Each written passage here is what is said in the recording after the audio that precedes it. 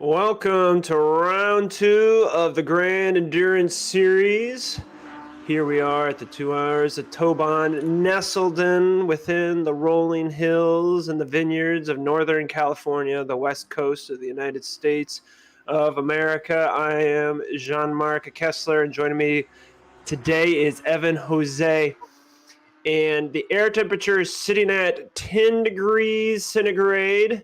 That is 50 degrees Fahrenheit and 37 degrees or 37.9 degrees track temperature, which is in the 90s in Fahrenheit. And so the temperature is really working up as we prepare for this qualifying session between our two classes. We have our Cup class and our LMP class, and our round 2 today, May the 5th, Cinco de Mayo, or Revenge of the 5th, however you like to celebrate today. And again, in 2 weeks, we will stay in continental United States, but go all the way across to the East Coast for Road Atlanta. And then on June 2nd, we will fly out of the country to the Middle East, to Dubai Autodrome. And that will be the cap of this inaugural amazing season of endurance racing. Just a review, we have 25 minutes on the clock. There's 10 minutes of qualifying, followed by a 5-minute preparatory transition, and then another 10 minutes of qualifying. So right now, we've got our Cup cars. There's 7 of them on the track, and we will be on board with Vlad Tokarev, who is our championship leader after winning the first round last week. How about we pass it on? Evan, give us a around the track from his perspective. All right, sure thing. Thank you, Eugene. First of all, I'm going to just say a very thank you for welcoming me into the great Grand Racing League. Massive thank you here. So let's just ride with Vlad Tokarev. In his 911 Cup cars, he arrived to turn 10. This is Beak Hairpin, like to call it. We actually, fun fact, we actually have no names for. Originally, there's no names for this track. Toban here, but we actually made up some names, so hopefully you'll like it. Turn 11, Horseshoe, very reminiscent of Turn 8 in Istanbul Park. Very long triple left-hander here, very difficult for the drivers. Downhill slightly we go into the hook because it immediately hooks up into Turn 13, Mirror, because it's actually a mirror image of Turn 15 of Kielami in the South African racetrack. We go into turn 14 bridge because you see the bridge over there, and the last corner, turn 15 does last. It's the last corner of this track. I'm actually gonna still keep talking because you actually haven't covered sector 1 of this track. Windmill, turn 1. There's a windmill on your left, which sadly is not really appearing here. Goodness me. Into bus pass. Some people call it a bus stop because it's a quick right. It's quick left, right, left, but it's fine. It's quickly. There's no brakes. Downhill we go into Snake S's. The first part of it, the Venom, difficult corner. You're gonna have to stay inside into Viper. You're gonna also keep it inside because if you go wide, that's it. The run is over. There's not gonna be anything left. You're gonna be left to dry out there. And as we go into tail, turn 7, uphill into Valley and back to the start of my commentary earlier into Crest turn 9. That's a lap of Toban here. Pretty interesting track, in my opinion. Yes, I think it flows very well, and Tokarev is setting the early times. He set 3 purple sectors. Of course, that's probably because he was the first one to get a flying lap. Let's look at our standings as it comes in. Tokarev, like I said, he's leading the championship. And then we have Hakimi, who is P2 in the championship. We have Chernoborov, who's P3. Zulkarnain, P4. Nekoroshkov, P5. Let's see. We do not have Gaifulin or Korj or Lawang. Here we go. Lawang, who sits at P8, is here today. Yep. And then Zulkarnain had, okay, we already saw him at P4. I think we've covered all of our drivers. So pretty much all of them have some points already in the game. And that means, with the exception of Charlezan, who is sitting last in the standings, but that's probably because he had some difficulties, some connection, and a DNF last race. But the pace can still be there. Yeah, there could definitely be some pace left. I mean, I want to just quickly mention back again about Mika Hakimi. You know, he gave a really strong showing last time. He was like overtaken on literally the final stages of the race in Zandvoort, round 1. So it's interesting to see what he has in store for, well, Toban for tonight. Yeah. With Zandvoort having those banked corners, you had a degradation level. Whereas here, because of the valleys and the crests and the dips and then the pools, this track, I wouldn't be surprised, has its own fair share of degradation. And that's the one thing that Hakimi said, that the Blue Steel Racing Group had a miscalculation. All their vehicles were calibrated for a certain deg level. And that's why he had to drive so defensively, because he was trying to eke them out. And so if they're able to fix that, not only does he have the pace, clearly has the pace, but he will be able to not be driving defensively for the majority of the race. So we'll see if they get that sorted.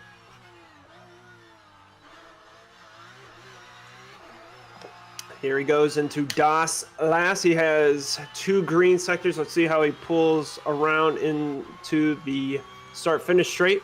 We have a yellow in sector 2. That shouldn't affect his time. And he goes straight into P2. And Tokarev, who's off on the dust, who currently is the provisional pole sitter. Man, he is just dust cropping or crop dusting right now. Very, very much so. We see the drivers here definitely trying their best to just eke out as much of lap time as possible from their cars here, especially the cup cars. I mean, I have some experience from other leagues, so maybe it could be transferred here. But yeah, these cars are pretty slippy in the rear if you're not careful. We see some people, some drivers in the practice, you know, they're spinning out. So yeah, I'm a bit iffy about crest and valley, because that's actually a very difficult corner, because especially the crest actually is like a small jump. If you actually see, there's actually a very small jump. So it's very interesting how these drivers, as the Car9 hit the wall there, it seems. Again, very on the edge. Going down into Venom and then switching back into Viper. He has a very nice pull line going into tail. And like you said, now as he goes into Valley and then up into Crest, it's really about, do you trust coming over that blind corner and then not going too wide out onto the grass. Here we have 1 minute and 45 seconds left in this qualifying. If they cross the line before hit 0, they'll be able to set a fast flying lap. And so let's see as they all put, well, actually that could be a problem if they start bunching up preparing for it. But it looks like Charles Lejean is on some sort of flying lap. But if he catches right into the bridge corner, that's going to compromise his lap. I know. Oh, man. Is this going to be considered impeding? This might. Are these two racing? No! No, this is drama in the qualifying. That probably ruined his lap. Immediately into the pits he goes. He's got 1 minute. He's not going to be able to get back on track and get around. So Scholestein, okay, he's currently P4. Man, too bad he didn't try to go to the line. He's out immediately. Okay, he's got less than 1 minute to get back around the track into the line so he could get his flying lap. This is going to be tight. Can he do it? Oh, boy. Oh, boy. You know, he has a minute. Yeah, he's going to have to give it his all. But his teammate is definitely trying to give him his all here in the outlap. Maybe he has something in store. Maybe he could beat Tokarev's lap time there. 1:30.1743. Only a tenth separating these two drivers, the Russian and the Malaysian. Time is running out though, so we'll see. Yeah, Hakimi is going down into the horseshoe. Thank you. Down into hook now. Yeah. So yeah, it doesn't seem like it's giving him any time. So this outlap, he's not going to get to the line though in the next 4 seconds. So I think his qualifying is going to be over. Do we have anybody actually that's going to be in a hot lap right now? Oh, and he's Because if not, completely messed up that section yeah, if as there's well. no one on their hot lap, this might just be the finishing order. Yep, straight in he goes into the pits. I think that's it for him. Okay. Let's see. So Hakimi's finished, and he is P2. Zulkarnain has got yellow sectors just coming out of bridge. Now preparing for Das. Last corner. Is this going to be... Napi goes into the pits. Yep, Nope. so Zulkarnain will be P4. Shazlajan is going in. Yep, so no one was able to get in. So that one impeding incident, or maybe they were all trying to do their push lap and they just caught each other. But that was that opportunity. And Lewang, he's probably going to go in the pits as well. Yep, so this will be our finishing order. We got Lewang in P7, Shinobrov 6, Zulkarnain 5th, Shalajan 4th, Nikoroshkov 3rd, Hakimi 2nd, and Tokarev 1st. And now we've got our LMP cars prepping to come out. Look at that beautiful purple and pink livery of Treshev. Yeah, that MT Racing color is fantastic. It pops so much with the background of this very rolling hills. I like it. I really like it. The MT Racing colors of Matvey Treshev. If I may, though, I want to just quickly talk back about the Super Cup, the Porsche. Yeah, the Porsches. Tokarev actually put a really good showing here. Stayed clear of traffic, it seems, to set a lap time.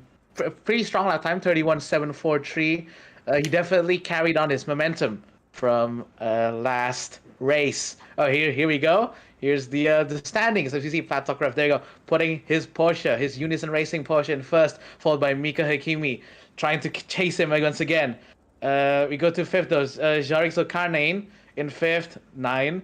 Pavel Shinobrov in sixth, and Kenan Liwang, who sadly kind of impeded the one of the BSR racing cars earlier, if I'm not mistaken. So maybe that's something that the stewards could talk about. But we'll see, though. The LMP cars are definitely getting ready for their outlaps. So the fascinating thing is that our top fast drivers last race, one of them was Jan Pafet, and he's not able to make this round. And so it's going to be a two-way fight between Tokarev and Hakimi.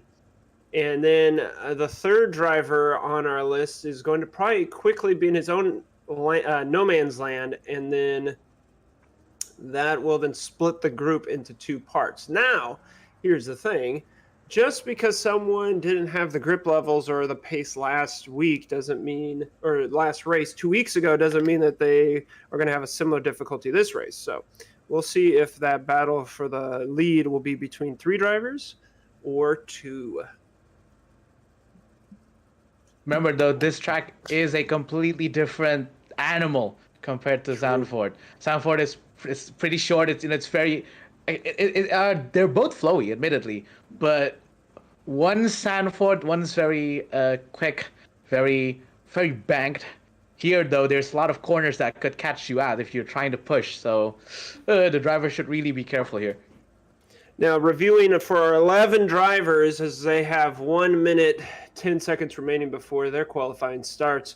Leading the championship is Bezrukov. He is a Phoenix, Team Phoenix, number 83, and he is third in the line, that yellow car. Very nice liveries. Now, the crazy thing at Zandvoort was it was a race of attrition.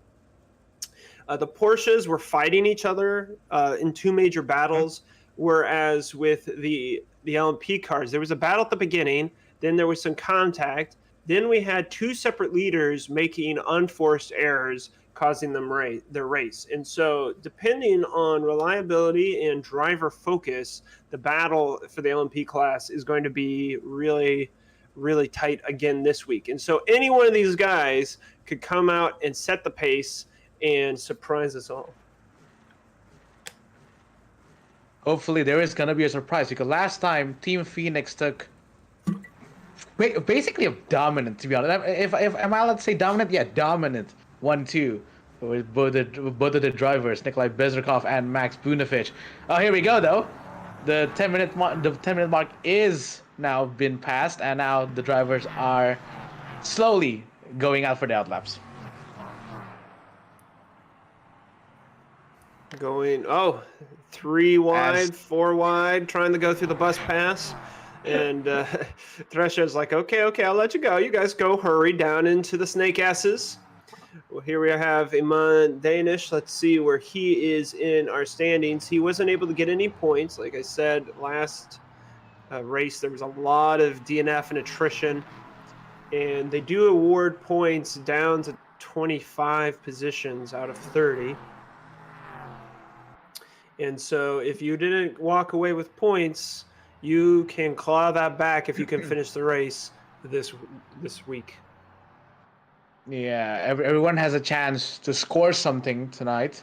So hopefully there wouldn't be that much attrition, as you said last time, because last time there was quite a lot of drivers in Sanford that either disconnected or maybe they have issues in their own side.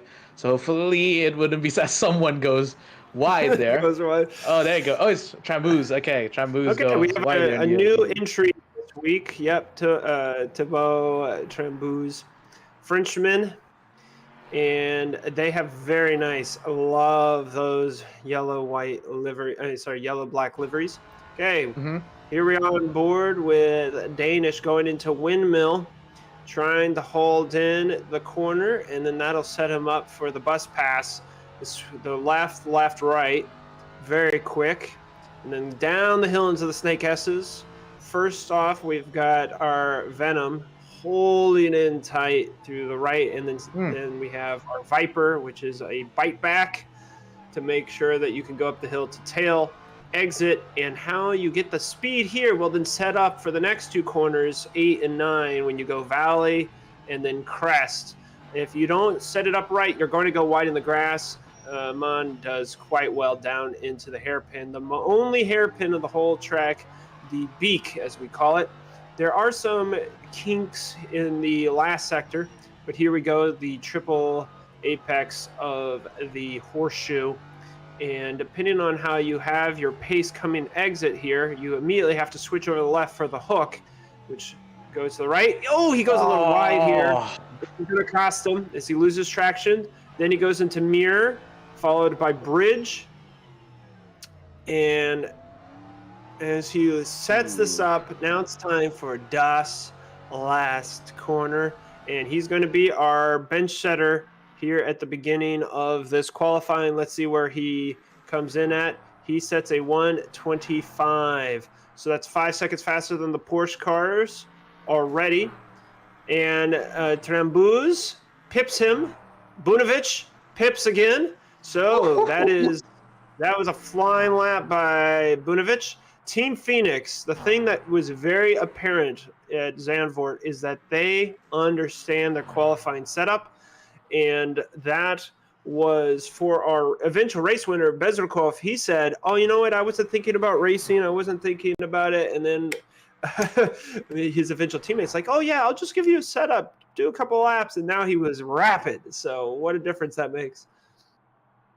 Yeah, no, that's what you gotta. That's why you need a teammate. You know, teammate's gonna help you on a lot of things, not just for support, but definitely for those setups. Oh, as we see someone goes off there from Max Bunovic's view. Oh, yeah, there we go. Matvey Treshev in the very purple colored MT Racing car there. Sadly, a bit off on him on the B corner, but. One of the Phoenix actually, they said apologies. Tramboos here. Purple sector 1 though, as we see. Into the final corner, Dust. Last. Let's see where he sets this up. As he crosses the line, he goes into P2. Very nice. 24. Okay, we have roughly 5 minutes left. So the first hot laps came through. And then we're going to see as people cool down and then set up for their second push lap. Bezrikov crossing the line. He stays P4. No, he goes up to P3. Good job. He's improved. He had a yellow last sector. Lost a second. Okay, so he's going to have to get some things figured out. Lazardi, let's see. He was sharing a race car with Gennaro Yusip last race, and they might do that again. And if they do that, there'll be a driver swap halfway through. Most drivers will do the straight 2 hours, but in this endurance league, there is a provision that you can share the vehicle. And immediately he's slow, so he's just going to cool down. Smirnoff, we're on board, coming out of tail, and he's also yellow. So yeah, they're probably all just checking their tires and trying to set up where their gap is going to be so that they can have a good final push lap. Yeah, but as we see though, Iman Danish for the Blue Steel Racing, he has 2 green sectors. Pretty good luck. He's definitely gonna move up his ranks, hopefully.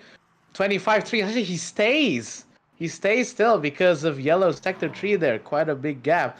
Maybe he could improve it in the next laps. As I think Trambouz sets. No, apologies. I thought he said another lap, but no, he's still 6/10 behind Bunovic there in the Team Phoenix car. Nothing much going on, hopefully. Yeah, he's setting yellow sector, sadly. As we see, the black Blue Steel Racing.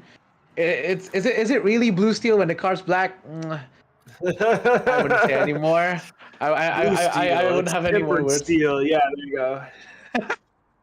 Definitely, yeah. Definitely with the no pain tactics, as we see in some motorsports. Maybe it'll pay off for him. 5th place so far. Very, very close actually between 4th, 5th, 6th. All of them are separated by about 6, 7 tenths. So definitely room for improvements here. As we see, yep, okay, we're gonna move to Brunen here for the Promix Frost team. Apologies. Green sector 1, 0.071 improvements on this last lap as we go into B corner into the downhill sections here of what we don't really have a name, but we definitely have a name for the next corner, turn 11, Horseshoe. Triple apex here as he tries to hang his car. The LMP3 definitely hanging on for its dear life, the tires. Definitely into the next corner hook because it immediately goes right. Is he going to go wide? Oh, he's really wide, but not off just yet into mirror. Oh wow! So that was the thing. Was there. The guy ahead going to block him? Because that's what happened in the previous qualifying session, right? 2 guys were on a push lap, but then the error allowed him to just go through. Let's see where Thies Brunen is going to go. When he crosses the line, that puts him up into P4 even. Oh, okay. He's still 1.6 seconds off from the race leader, which is going to be difficult because Bunovic, Steneker put it into P3. Yeah, okay, so P4's going to get close. But we only got 90 seconds left. So, okay, we got Trambouz. Let's see where he goes. A purple first sector. Good job. Purple first sector. Very good showing from the newcomer for the second round. Again, true Horseshoe, though. Let's see. He's definitely taken a good first apex. Trying to hang the car once again. Trying to hit the 3rd apex. And immediately into the hook. But he's gone yellow, sadly, on sector 2. So I think he's going to take his chances and just go for the next lap. There you go. As David Potse goes off track. Okay, 1 minute left. All you have to do is cross the line in this next minute, and you will be allowed to finish your lap. And so, depending on where you are, it's a minute 23, or for some of these guys, a minute 25 to get around the track. And so, if you aren't on the track right now, sliding out of Horseshoe and then setting up for hook. Ishenko is pedal to the metal. He's got 2 green sectors going down into bridge. This is setting him up for the last sector into Das. And this last corner, he is letting that rear slide out. That might be the thing. Let's see where Ishenko goes. Goes from P8 to P6. P6, so he improved. Okay. So here's the crazy thing about the LMP cars, and actually just endurance racing in general, because it's a side-by-side for the rolling start. you are able to keep an advantage, or there's not as much of a disadvantage if you aren't as fast as a guy in quali. Now, of course, if your race pace isn't there, you're not going to stick around for long. No, yeah. But hopefully, though, true rolling start's actually gonna start to see some people move up, though. As we see Tramboos, though, he sets a purple sector 1. Sadly, purple sector 3, I don't think is gonna improve. Let's see, though, maybe he could pull some magic on the sector 3 as we go into the line. Is he gonna stay in second? Seemingly so, yep. Staying in second, he goes. Yep, Six he tenths didn't. behind Bunovic. Wasn't able to improve. Okay, Danish, who's in P8, is he able to improve when he comes across the line? And he Oh, goes fifth. up to P5. 3 consistent sectors for BSR. Good job. We're on board with Lazardi, who's currently last. But as he goes into Windmill, oh no, this is his third sector. So he's now setting up for Bridge. Yep. This is what he needs. He was not able to get any laps strung together correctly. He is off the pace, but with this showing, he will be able to jump from 11th and see where he's able to be right in the mix, hopefully. And as he crosses the line, No, he stays sadly. 11th. He improves a whole lap, but that last sector really hurt him. Ooh. Yeah, it's almost a 2 second there on his sector 3. So maybe see the car is snappy. I could really see on his onboard he's desperately trying to hang on his LMP3 car. But hey, it's the finish, so P11 it is. Let's see where he finished in the race.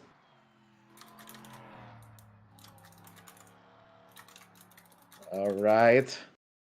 Checkered flag is out, and Daniel Rizwardi is forced back into the pit. So that is your LMP3 qualifying as we go from 11th, Lazuardi, Smirnov 10th, Patsy 9th, Trezhev 8th, Ashenko 7th, Brunin 6th, Danish 5th, Besterkov 4th, Stanica 3rd. Our new guy, Tramboos, in 2nd. Very impressive showing for him for a first time. And of course, once again, Team Phoenix showing what they have as a last time second place finisher. Max Bunovic takes pole today in Toban. So very interesting race, hopefully for the standings, I think, Gene. I think that will make it spicy. And Very now spicy. we've got our 5 minutes of cooldown between. So we will see you back in 4 minutes.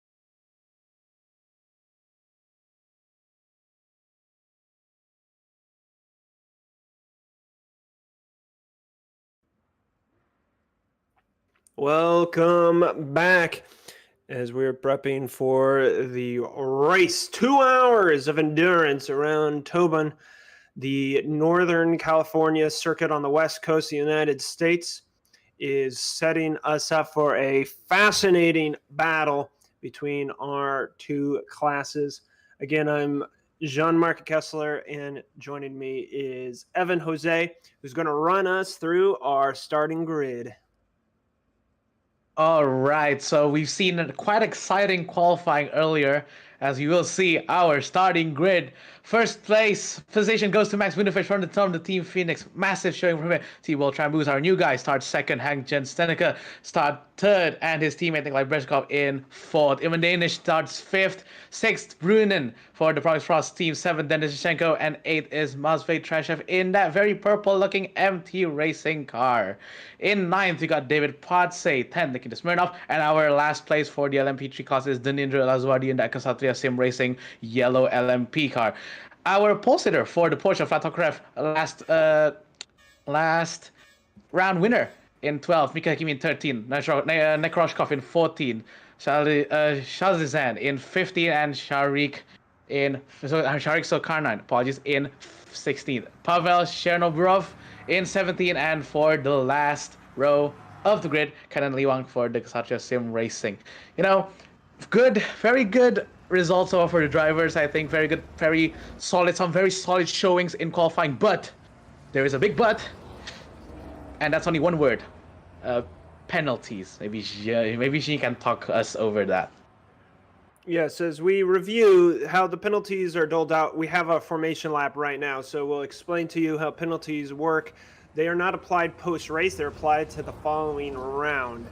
And so we have a drive-through penalty for Max Brunovich for failing to slow under the C80, which is like a virtual safety car in the Formula disciplines. So our pole sitter is got a number of penalties to deal with.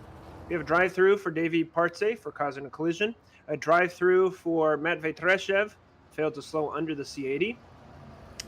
A stop and go 15 seconds for Thijs Brunin because he caused a collision with a slower car. Just to be clear, there are no blue flags between the classes. Now, if you are lapping your same class, then there are blue flags. So it's your responsibility to drive responsibly and pass safely.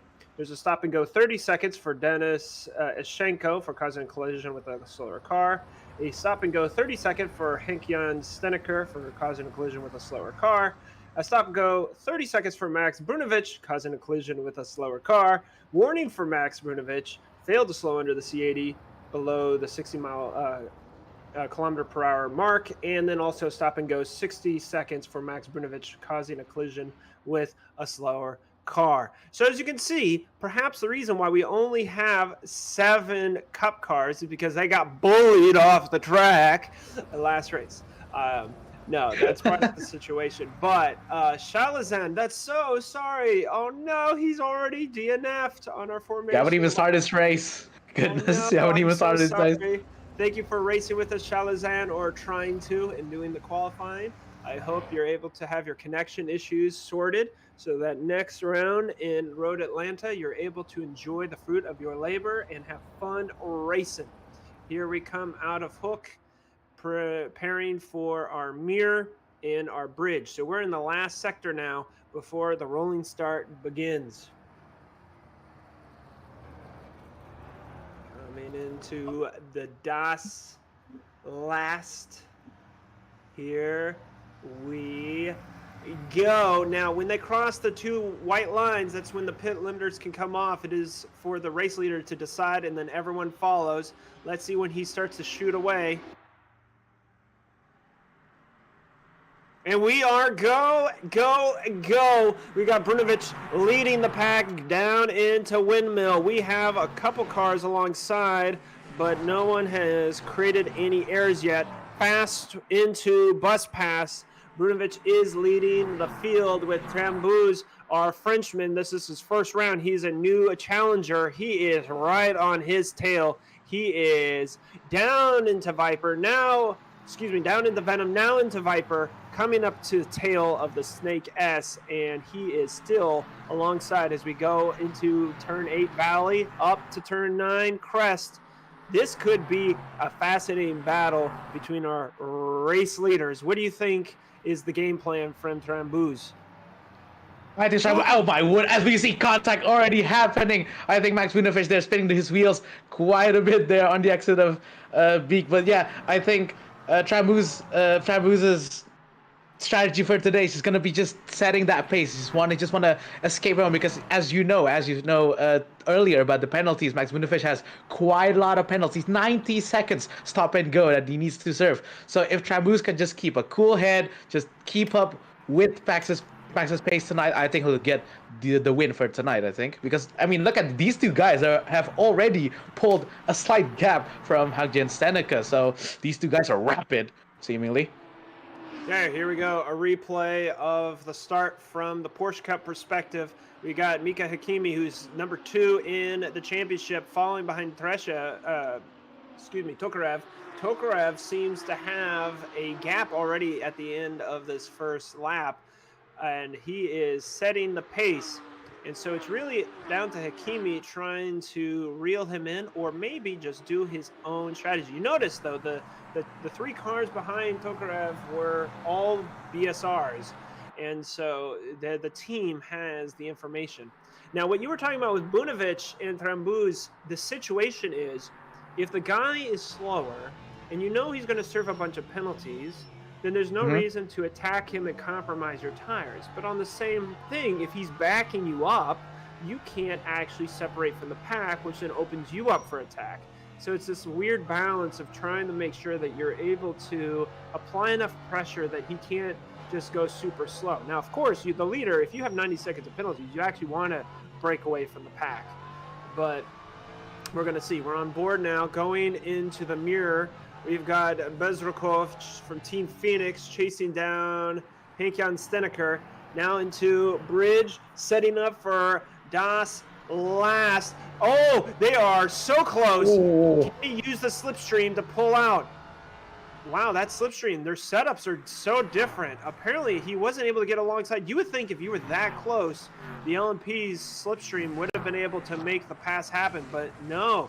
That's going to make it tough because if you can't pass there, then oh no! Oh, someone 2 crashes. Ishchenko and Dreshev. It looks like they're both off. Oh boy, we're going to have to see what caused that crash into Windmill turn 1. Seemingly, if I would like to have a guess, they were side by side entering into the Windmill sector.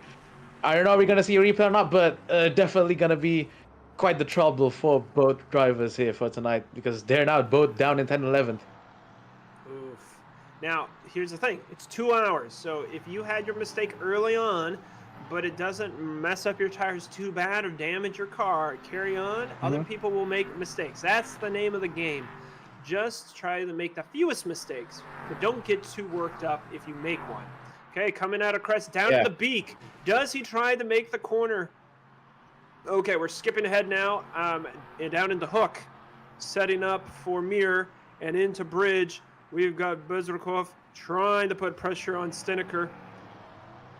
The gap between the race leaders is now a 1.2, so Trambouz really says, okay, let me settle down and not be so close to him that I'm going to make a mistake. But here we go, Bezrukov.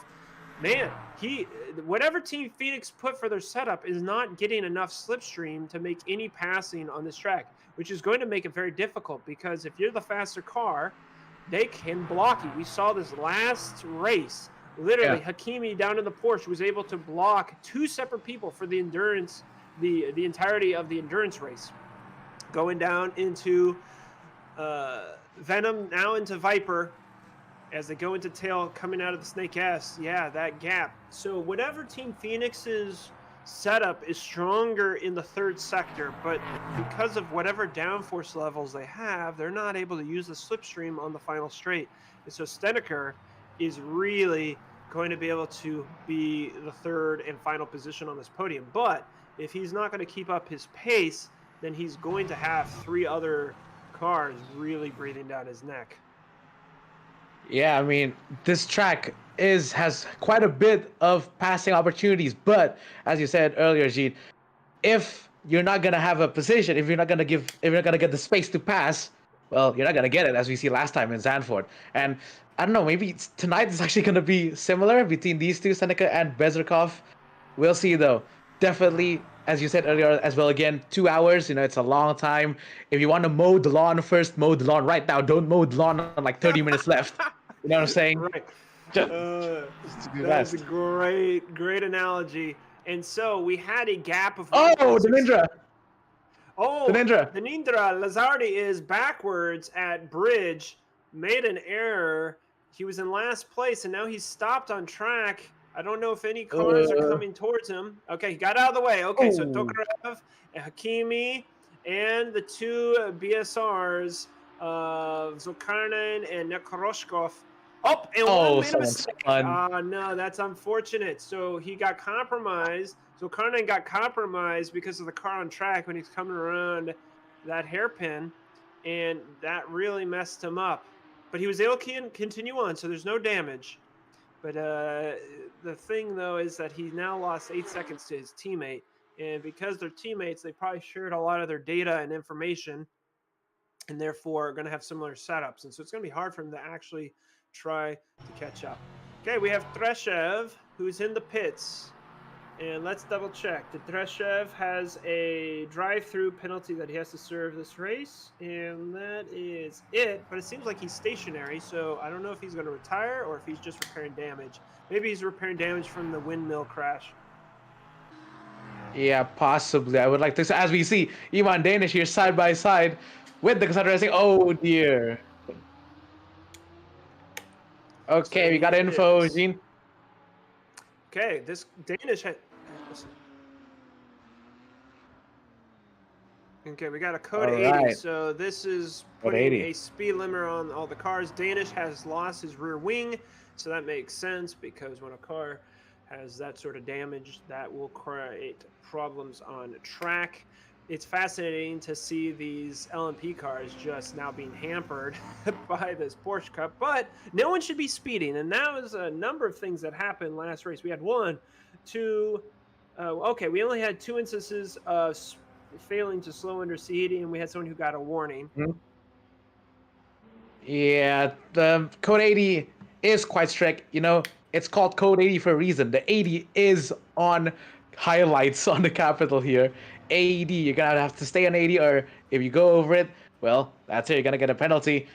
And seemingly all the drivers are so far obeying this, as we see Iman Danish with absolutely no rear wing. He's completely naked back there, as he's gonna have to pull into the pits. Well, the question is for Bunovich.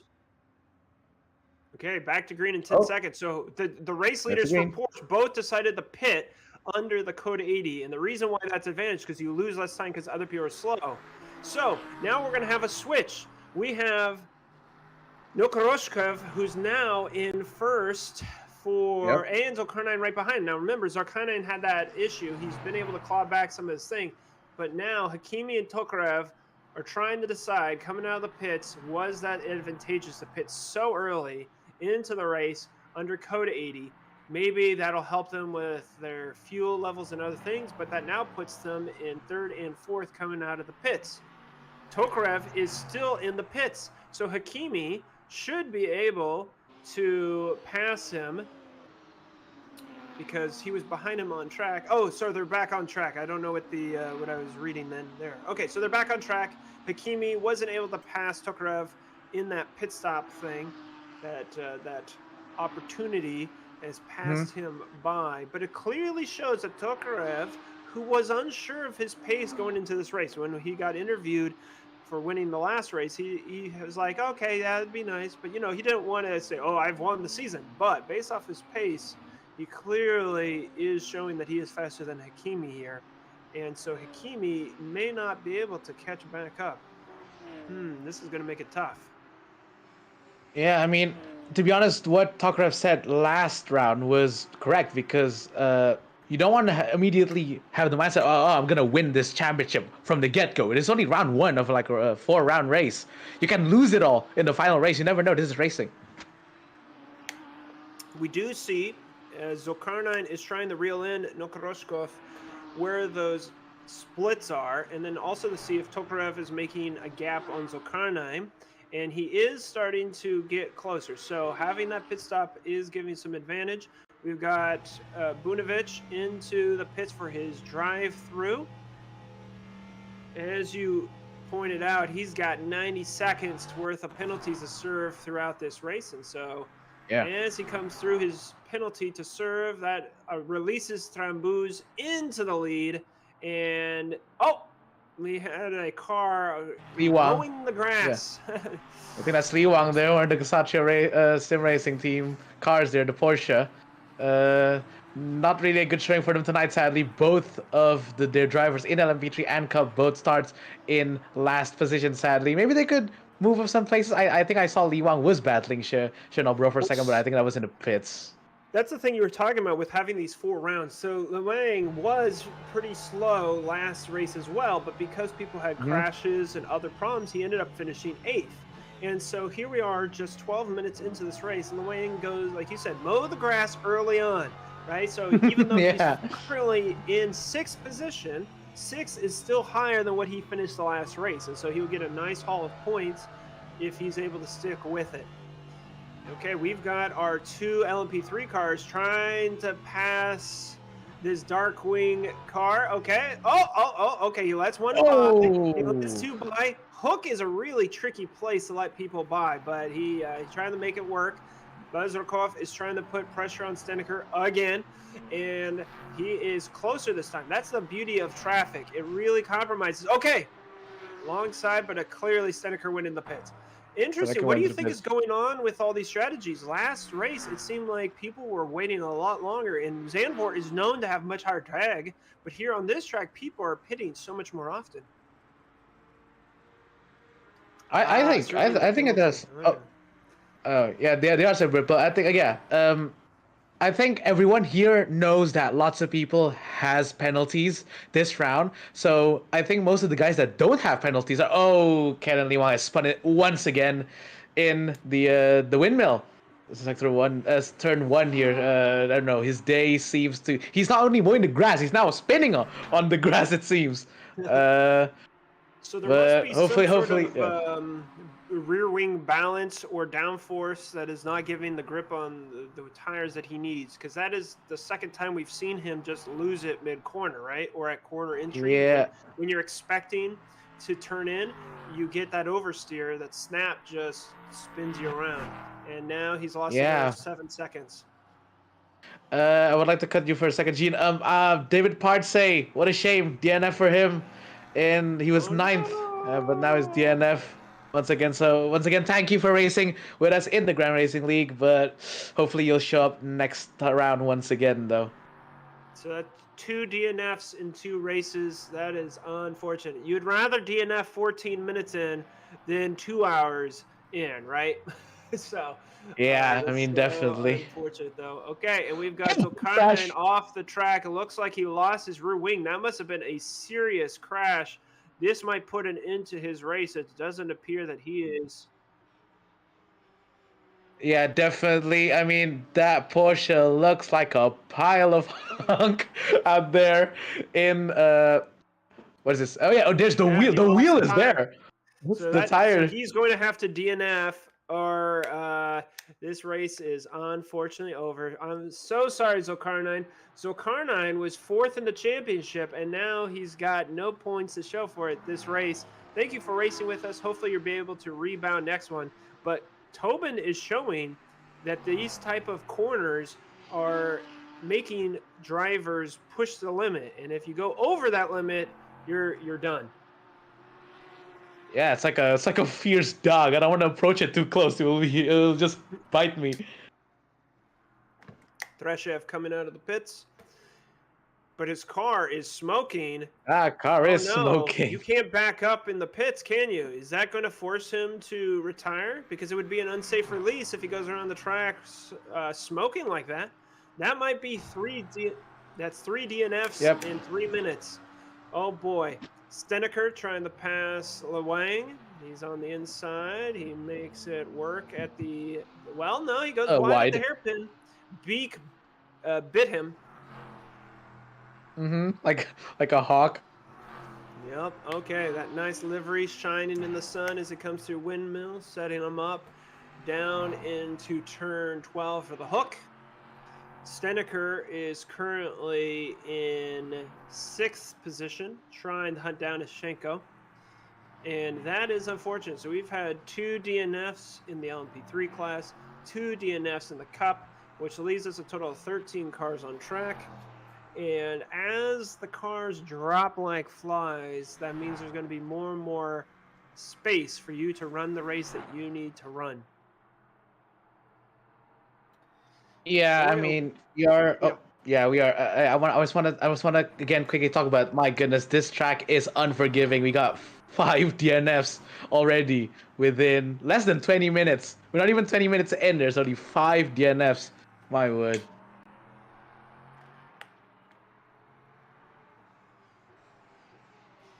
Yeah. We still seeing Stanica. He's down in 6th. You know, he has 3 seconds up to Ishenko. Maybe he has the pace to catch up. But we'll That's see as we good go because up to that means crest. he's put a decent dent in the driver ahead if he's reeling him into 3.5 Yeah. seconds. When you can start seeing the guy up the road, you start feeling, okay, I can do this. I can do this. And then he gets a little closer and then a little closer, comes down into windmill and then sets it up for hook. And we got a yellow flag in sector 3. Probably someone just went 3. off. Possibly, maybe in hook because once again, and the camera's once again back to Ken and Lee Wang as he goes through horseshoe. Yeah, horseshoe. Yeah, turn 11 into hook. Maybe he got some trouble. Yeah. Oh, it's a bit of a snap in that Porsche. Yeah, I don't think they can really make any changes once they go in the pits, and so he's just Nope. hurting. It's like you should. Oh, Probably off track. And that's a he crash. lost his wing. Wang is probably going to be out of this. Well, maybe he can get back to the pits and repair. But if you're getting that many problems, there's clearly a traction issue, and I don't know if the. Oh yeah, I mean, yeah, that's a the traction issue spinning you're on talking track, about. Yep. He Oh goodness! So he spun. Careful, guys. Where did he think that car was going to go? He should have gone straight first. That was unfortunate. I guess he figured I'll stay there and let them do their thing, and then after the car's by, I'll go. But the natural line of that corner is not to go tight, so he compromised that LMP car and could have caused a serious crash. Wang is coming in the pit. We're gonna find out if he's going to actually be fixing the car, retiring the car.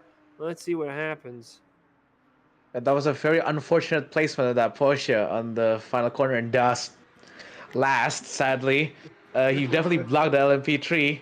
But hopefully he could actually go back though, because if he finished 5th in this race, because there's only 5 cars in Cup, so he's gonna get a massive amounts of points if he even just finishes for tonight. Yeah, the problem is driving like you're on ice half the time. That can't be fun, and then you're going to make more mistakes over and over again.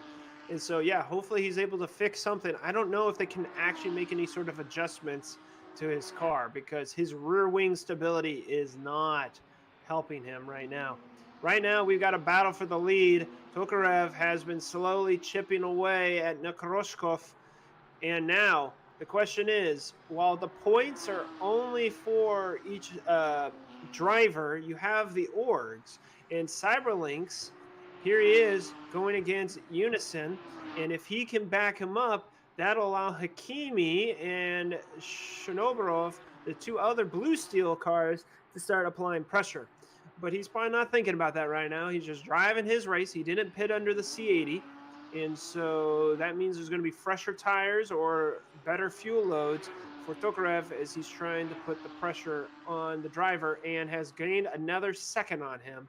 This battle for the lead looks like it might just be an easy push and pass if he gets him in the right corner.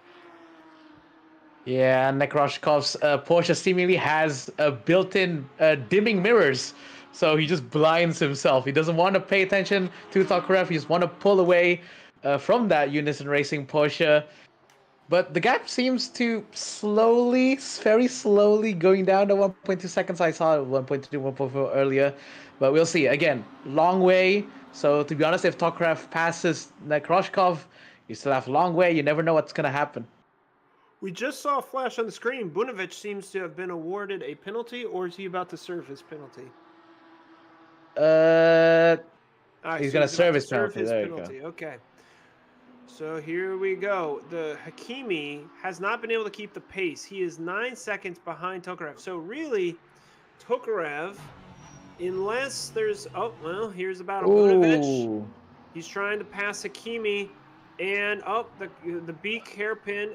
Are we three guys, wide coming into this high speed? guys, Oh careful. boy.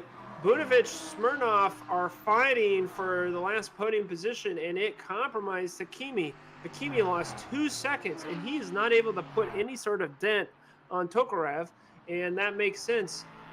He pit the same lap as Tokarev, so Hakimi just does not have the same pace, and so now it's down to Nekoroshkov to be able to have the alternative pit strategy. And if that can work, he will probably be able to hold on to P2 because Hakimi is not going to be able to catch him up. Okay, Oh, we've and got into the right pits. in. We got Bunovic into the pits. Here preparing to serve his penalty. Let's see. We got Tokarev here chasing down Nekoroshkov down in the Snake S, down into Venom.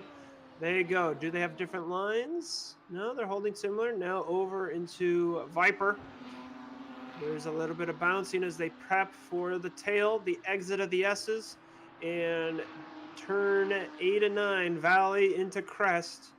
We see that Tokarev is just holding much tighter lines in Valley. And maybe that's where he's trying to gain his time. Let's see how they take the hairpin. Beak. They both take it pretty nice. No one goes wide or anything. And so Yeah. then Tokarev must be gaining his time down into Horseshoe. Let's see. The triple apex. He doesn't seem to be gaining time here. Does he gain it then down into Hook? Much. Yeah, did you see how much more pace that he carried into the entry of Hook? Down into Mirror, crossing back into Bridge. Maybe that's where he's gaining his time, is he just has more confidence in the high-speed corners. Prepping for Das last. Can he get past? They don't really get the slipstream like the LMP cars, but seeing how the LMP cars had no slipstream at all because of the Team Phoenix setup, this is really down to Tokarev saying, I caught him, now I have to pass him. That was the huge difficulty that he had against Hakimi, and now he's going to take that experience against Nekoroshkov. And Nekoroshkov, if he's able to get this to work, he can slow him down, and then when he gets his pit stop, he's going to be on that alternative strategy. Yeah, I was paying attention to Tokarev the whole lap previously. He's definitely taking a much tighter line. I think on the Snake S's, on the Venom Viper tail section there, he definitely took some really tighter lines. As we see a replay here, Denis Sashenko with no rear wing. That was a huge crash. Boy, three car. That was a 3-car crash. And because he lost his rear wing, he didn't have the grip levels in the Das last, causing a 3-way crash. Wow. Oof. Yeah, that is a massive, massive blow for all 3 drivers, to be honest. All 3 drivers are going to have complications from that, as we see one of the LMP3s trying to overtake the BSR, one of the Blue Steel Racing. Wow. And he's made it as well. That's smart, because if you can get past on Hook, then you can own the corners going into Mirror and Bridge. And that way you don't have to worry about a guy going side by side, especially as we just saw with the previous car. He goes wide. Tokarev, he took a much wider line to maintain his speed, and he is alongside, but not ahead. So now he has to decide, how is he going to go around Windmill? He is really trying grip levels around the outside. He He's done it.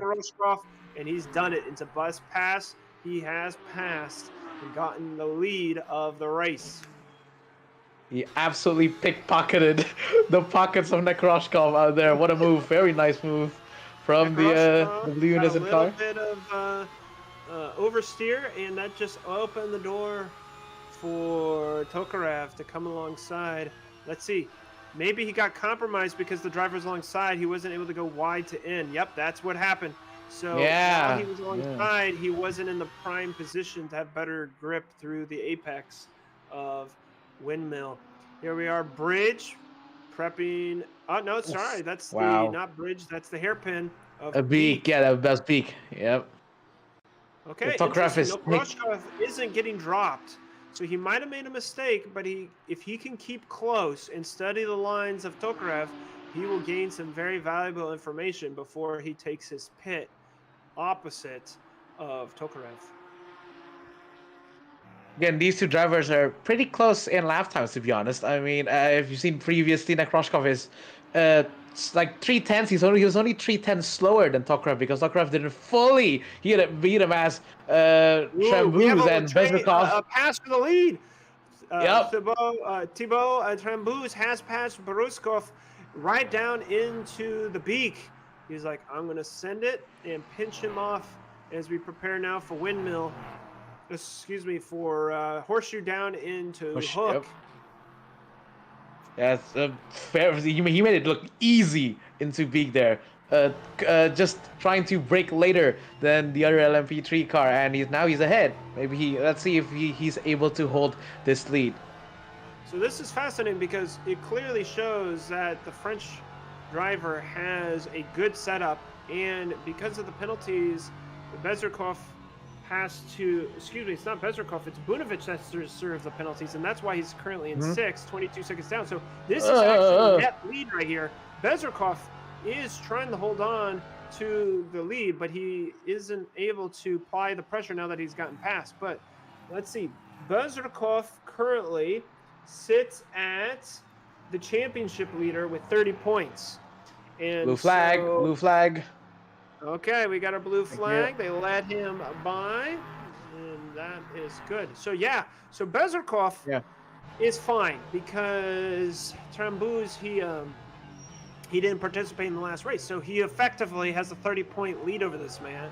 And if he finishes second, that's 25, which will put him at 55 points. So even if he were to win the race, Trambouze getting 30 points would still be 25 points behind. Now the question is that a surmountable option over the next two races? I think he would have to have Bezrikov either DNF, or Bezrikov would have to get passed by his teammate Bunovic, who's not getting penalties, right? Because if you're only gaining 5 points, he would only be able to gain 15 points over these last three races to catch up. So, yeah, Bezrikov doesn't have to worry too much. But like you said earlier, don't cut the grass too late. Yeah, and seemingly the grass here grows a lot because there was a lot of drivers going off track, so they can't really hold themselves back. It seems. Oh no, we just heard news. Chernobrov has retired the car. He got a DNF. Thank you for racing. I'm so sorry. It did not work out. So it appears that we are down to 4 cars now in the cup. That means it's 30, 25, 21, 18 points up for grabs. Let's see this replay. What caused it? He just took the dark wing and said, I'm sorry, I can't keep on going. Yeah, a very scenic look of our pits there, of the retiring Porsche as we go back into Thibaut Trambouze. Also, I don't know if you've paid attention or did I forgot because Iman Danish also DNF'd because it says it's on 8th. So that leaves us now. Sorry for your problems. Thank you for trying the race. Wow, we got Trambouze off on the edges. If he makes a mistake, that could really cost him. Bezrikov is close enough to be within striking distance. Maybe Trambouze is really trying to put the pressure on because Bunovic is only 10 seconds behind. Bunovic, oh, well, no, these are intervals between the cars ahead. So he was 20 seconds behind Lazardi. So either Lazardi made a mistake or Bunovic is just flying, right? And so Trambouze is saying, I need the pressure to go as fast as possible so that the penalties that Bunovic has to take allows me to keep the net lead. But also, I don't want Bezrikov being able to put a pressure on me. These are teammates, which means that they've got good setups, good communication, and it's up to Trambouze to try to continue keeping his advantage. and he's definitely trying his best to keep this advantage. 1.5 seconds now. It's quickly growing. 1.7 seconds now. It goes back down, but yeah, he's definitely trying his best out there. But there is a Porsche in front. Maybe is he blocking? Maybe yeah. It's the Porsche is still in front of the LMP3 car. Is he gonna make a pass somewhere, anywhere? You catch people. Oh. So we got Trambouz trying to put the pressure on Hakimi. Because he's a different class, he has to pass him safely. He comes out of horseshoe down into hook, and he's like, I have to do it now. If not, Bezrikov is going to pass me. Especially as we pointed out earlier, these 90 degrees of mirror and bridge. But he made that pass, so Hakimi gets passed twice. Where are we at? Hakimi is still at that 11 second behind Nekoroshkov. And so yeah, his pace is nowhere to challenge the leader, but Hakimi can still get a P3. That'll be fine because that will give him 21 points plus his 25. And all it takes is Tokarev to have a bad setup or maybe a DNF, and Hakimi will be right back in the championship lead next round. Coming down the Snake S's down into Venom. We've got Bezrikov trying to see where the lines are. Now into Viper. Coming up the hill. That's where he's losing all the time. That happened the last lap as well. He is taking a line that is not giving him optimum grip, and that's where the gap is starting to grow piece by piece. Yeah, I already talked about earlier. Snake SS is quite a very iffy set of corners, and that's why it's called Venom, especially the entry, because those corners are deadly. If you twitch, that's it. You're not gonna get a good run exit. You're not gonna get a good run out of valley. So it affects basically like the whole of sector 2 if you get it wrong out of Snake. So I don't know. He's definitely trying to hold it. Maybe his tires are going at like that. A bit of a wide there, a bit of grass cutting. But let's see though. The gap is coming out actually it's staying still. Last. We got Trambouz trying to catch it's in front of Hakimi would be Nekoroshkov. So this is P2 in the cup, getting passed by the race leaders in the LMP. We're on board with Trambouz coming out of Windmill down into Bus Pass. Does he try to make a pass here? Nowhere. He's got to be careful. If he makes a mistake, he is going to eat grass. Is he going to send it up the inside? It looks like he's going to. He's telegraphed. And then Bezrikov follows him through, but that compromises him down into Venom. And now they're up into Viper, coming into Tail, and he is twitching. And that it was a combination trying to pass Hakimi, but also passing a back marker for the LMP class. Okay, we got Bunovic in the pits. Oh no, we got a Shenko. Oh, is this careful? That is an unsafe rejoin. The beak hairpin could have compromised the race leader, the battle for the front. He tries to rejoin the track. It doesn't seem like he's got any major damage. Bezrikov is now chasing again. Now here we have the race leader of Tokarev, and he is dominating this class, but could easily have a problem with these LMP cars that could ruin his race. So he's got to be careful, not give an inch. Okay, he goes to the left, and he lets Trambouz in at bridge. Now he's probably going to get better traction going into Das. Last corner. Oh, this really helped Bezrikov. Bezrikov got better angle in there, and that is fine. Tokarev does not need to fight these cars. It's a different class. Just let him by. He's got his 5.5 seconds almost to second place. Now down to 5 seconds because of the traffic. But now we've got Bezrikov, who continues to apply pressure, continues to put his speed down right behind Trambouz, down to half a second, 7/10. This is where he's losing all his time. The Snake S. However, Team Phoenix did the setup of their car. You notice how that back marker is able to really keep through with him in the second sector, coming out of tail, down into valley, up into crest. Yeah, it is a weakness that that Team Phoenix has, but it does give them pace in the first and third sector. But we see the hairpin, beak hairpin, and wow, Thies Brunin, he has the pace. Thies currently is in 11. Well, that's why here it says 11, but okay. Yeah, but we have quite a lot of DNFs though. Yeah, we have quite a lot of DNFs, however. So I don't know. He could go up to 8th, So he should possibly. be 8th technically, even though he's not showing. So 8th would give him um, 12 points, I believe, or 13 points. I don't remember what. 8th is 12. Yeah, 12 points. No, 13. 13. It says it's 13. 13. Yeah. So yeah, Thies, he has really Brunin has really good pace. He just must have had some mistakes there at the beginning, and that's why he's down in his spot. But as you can see, as a back marker, he is keeping the pace with P2. So it really goes to show that if he hadn't had the mistakes, that happened last race as well. Brunin had some issues early on in the race, and then he was trying to claw it back for the rest. And like we said again, this is the weakness. The Snake S's is the weakness for Team Phoenix. Now, Bunovic is in the pits, probably serving one of his myriad of penalties.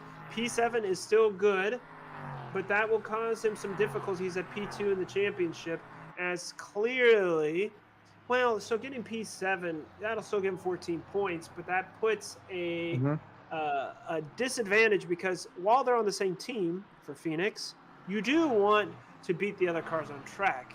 And so the championship is probably going to come down between Bezerkov and Bunovic. And like you said earlier, teammates do help in multiple ways. But when the championship fight comes down to teammates, will they keep it cordial? Will they keep it friendly? Or will the gloves come off? What do you think?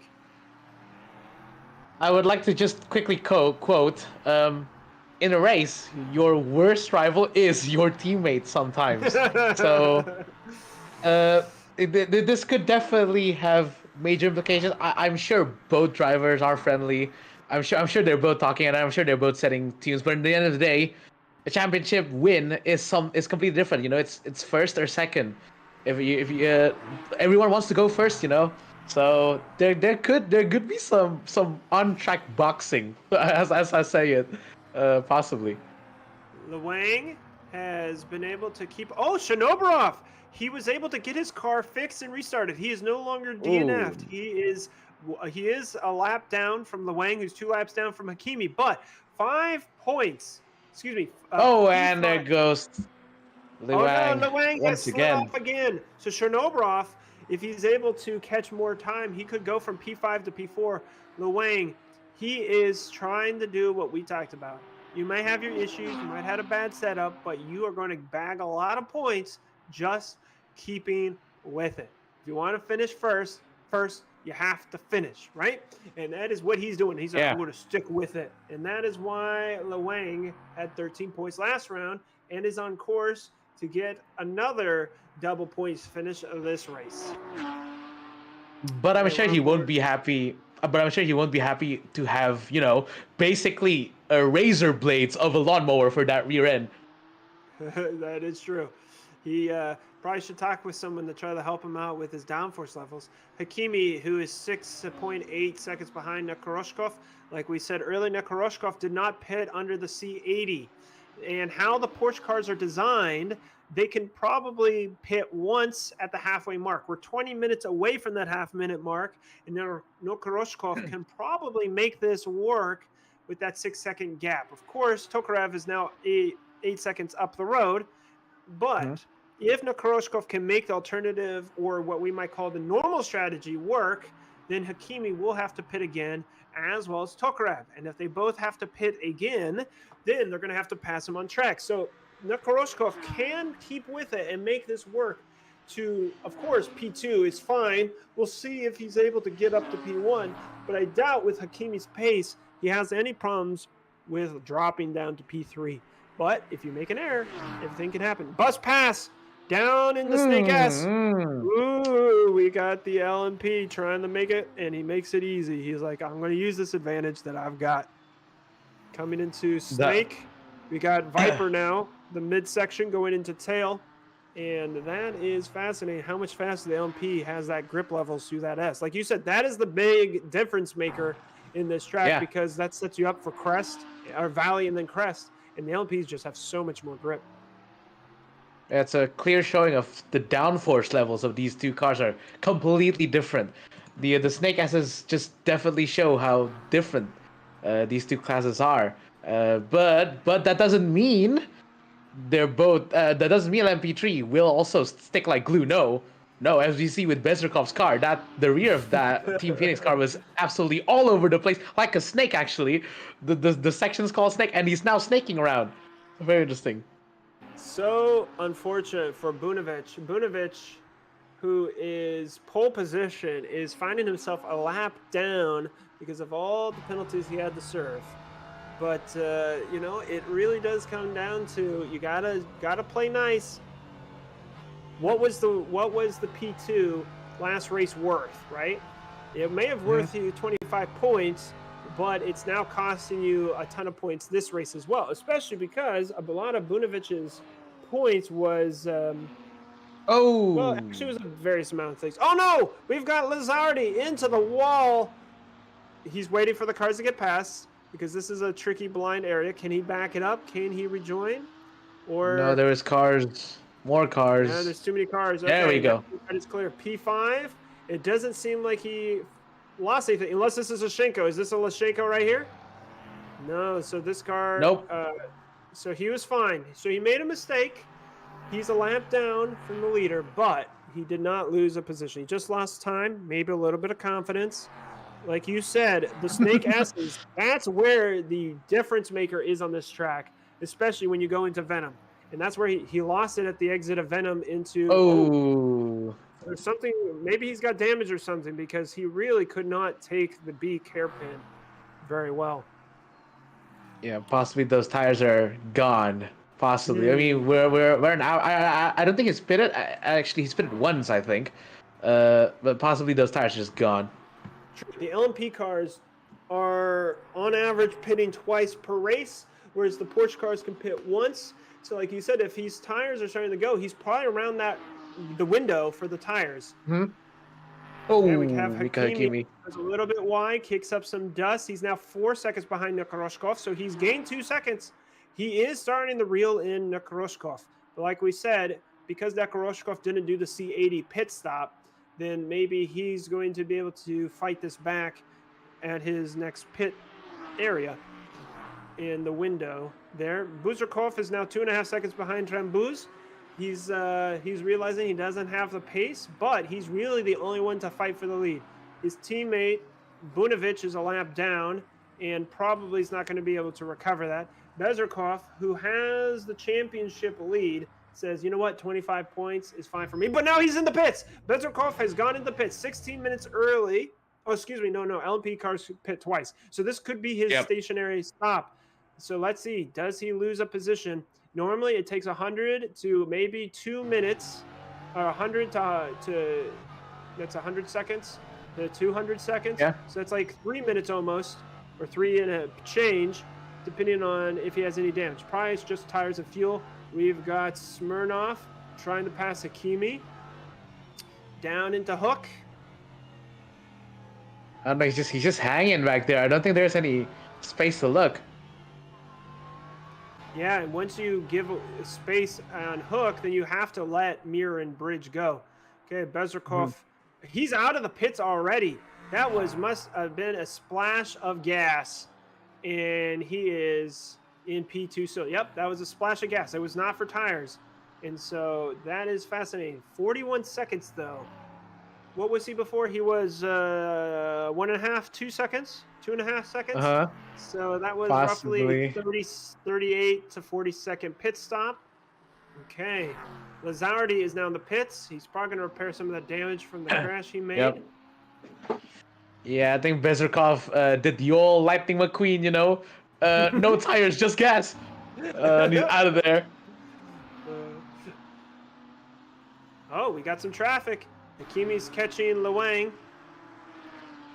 And Lewang was letting some LMP3 cars behind. So we're on board right now with Nekoroshkov. Nope, we're with Hakimi. Hakimi. He's third. The gap is 2 seconds actually from Nekoroshkov. I think Nekoroshkov definitely dropped off because the gap is now only 2 seconds. It was before like 10 seconds, if I'm not mistaken. So did Nekoroshkov got to some trouble, or maybe just Hakimi has the pace? We'll see though. Yeah, maybe he did go wide, or maybe his tires are starting to fall off, and he's trying to go. I don't think he's going to be able to go. Oh, we have someone off. Who was that? We had an LMP3 car just... Oh no, this is Smirnoff. Smirnoff. Is this? Smirnoff. Yeah, Smirnoff. Smirnoff in P4. He makes a mistake. Ashenko's a lap down, so he's fine. He can recover. He just took a trip a little too wide out of hook, and that compromised him. But that actually. Track. Yep. Yep. But that actually let Steneker through you. The Steneker is now in front of Smirnoff. 2 seconds the gap now, so that actually cost him something. You're right. You're right. So the gap is 2 seconds. Smirnoff lost a position. He's made contact with the slower car. That's probably going to get a penalty, probably, if that gets reviewed. And that's and we got Hakimi being attacked. That is difficult when you're trying to pass the slower car. You got to give them the space. You can't bully them around the track. We got contact here. The LP is trying to fight Hakimi. Hakimi is like, yeah, whatever. I'm trying to fight P2, and you're losing me time. I was down to 2 seconds. Now I'm up to 4. What did you do? You bit me down into Snake S's and gave some Venom corner. And I did not like that one bit, so I'm going to take it back when I get into Viper. Wow, what a fascinating battle we got here between this LMP who cannot pass Hakimi. Hakimi was notoriously defending his position last race, and he's doing it against an LMP3, a faster, grippier car. It's completely closed the door on the LMP3 car. Maybe he can do a move here. Nope. Just hang it outside. You know, he's playing around with LMP car. I think it's tricky, right? Because, we have the teammates, Bunovic and Bezrukov. So let's see. Is this a lap? This must be for lap. Yep. Just setting it true. Guys, we still have an hour yet. Don't go into formation yet. Okay, can he pass him around? Okay. Yep. He's finally passed after like half a lap of stuck behind Mika Hakimi's Porsche. I don't think he'll be happy though. I don't think both drivers will be happy, to be honest. Well, yeah, that's the problem. Is I feel like Hakimi lost 2 seconds and is like, no, I don't like that you did that, and now I'm going to defend for the rest of the lap, so you lose time. And so, yeah, if he had been a little bit wiser when he tried to attack him, then Hakimi probably would have let him pass through, and then they both would have been fine. Definitely frustration under the visor. We've got the LMP3 from the Cyberlinks Racing about to pass the Porsche from Cyberlinks, and they just clearly saying, "Hey, we're not going to defend wide." That's a bit of an overshoot though from Smirnoff there. He definitely missed the apex, that's for sure. Okay. Yellow sector 1. Oh, Max Bunovic! Bunovic has slid off the track. Why is he back to the pits? Why? Oh, he's dead. Says DNF. Bunovic, who was second in the championship, who served a bunch of penalties, who was on pole position, who knew it was going to be an uphill battle, has now DNF'd. I'm so sorry. You were doing so amazing. Thank you for racing with us. That is unfortunate. Now, your thoughts, I mean, that opened the door open now for Tramboos now because, well, I mean, if I finish him first, he's gonna be level with Bunovic. So this is actually a really, really interesting development. You're right, because if he had won but Bunovic finished the race, Bunovic would retain P2. But Bunovic had only 25 points. If Tramboos wins the race, he's immediately into P2, and then now he's just got to fight Bezrukov. So yeah, that's fascinating. Question to our race director: did Bunovic serve all his penalties before his DNF? Okay. Because I'm assuming if they were unserved, then they would carry. I would like to think so. They wouldn't. So okay. Only 2. Okay. Sounds good. So that's good for him. It's unfortunate he DNF'd, but at least he was able to get his pole position. He was able to show that he had the pace early on in the race. He tried to pull away. Then he had to start serving his penalties. That dropped him down a lap. And then, man, he just had that connectivity issue. It just sent him in the wall. And now we got Hakimi, who's less than a second behind Koroshkov. Okay. Evan, it's up to you. You get to get this battle. Lead us in. All right, well, we are entering the final parts of this lap actually into DOS last. But he's taking what? Oh, No! but okay, well, Akimi decides. No! Akimi decides to go into the pits. He's gonna rob us. He's He's gonna. like, I'm not even gonna fight this. I'm just gonna. Oh no! Oh, Oh no! some. That's a race leader. The race leader. He made a mistake into windmill. Oh no! Oh no! Oh no! He's got smoke puffing. Okay, let's see what happened. Maybe he's just lost it. He just lost it probably. Let's see. Okay, we're actually Okay. starting way back here from coming into DOS last. Let's see though. Maybe just it's just an honest mistake. Maybe he was just too comfortable on that couch, and then sadly the rear just decides, nope, I'm not gonna let you get any sort of breaks here. Oh no! Oh, He just there we got go. The oversteer. snap. I'm not That's a oversteer. He big got crash. oversteer.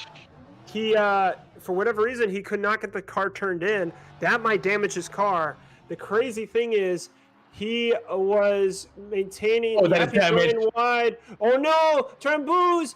Can you just make it back to the pits? Because that was the problem. He had the crash in corner one at Windmill. Yep. His car is smoking tremendously.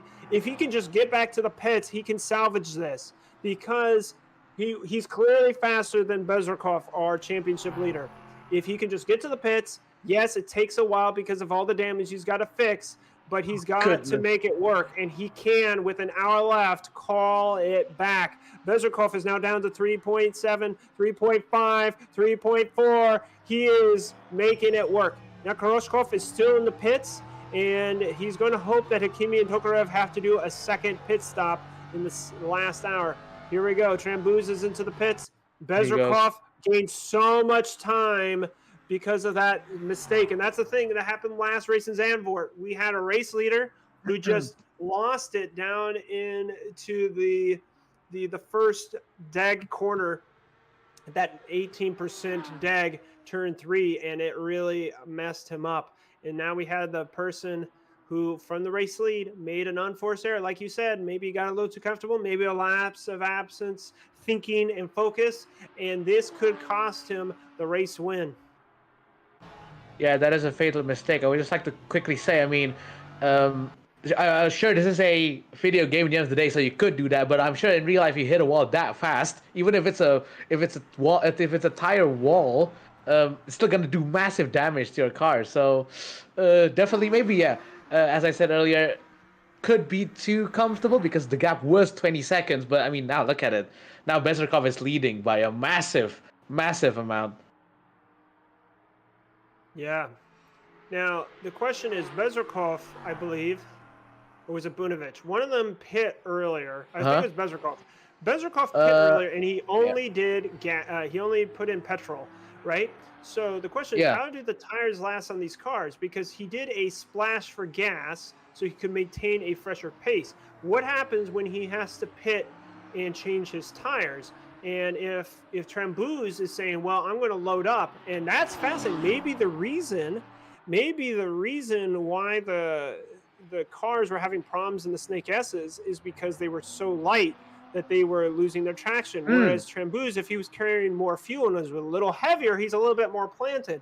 And so maybe Tramboos, if he can just load up and say, this is my last pit for the rest of the race, right? Don't make any more mistakes, no problems. Yeah. Then Bezrikov is going to have to pit. And if he continues doing the gas, he's going to be slower. If he does the tires, it's going to take so much longer. Would he then fill up? Like if you're doing the tire pit stop already. Oh no! Whoa, no, Smirnov for P3 position. He's made a mistake down into windmill as well, right? Yeah. The hook has finally hooked someone into the walls. Goodness. Maybe a snap there. Big snap, seemingly. Let's see the replays. Oh, so it wasn't windmill, it was hook, like you said. So he comes out of horseshoe. Horseshoe, yep. He's a little wide. He got the grass. Coming out of windmill. That was windmill. Coming out of horseshoe. That was his problem. Oh, boy.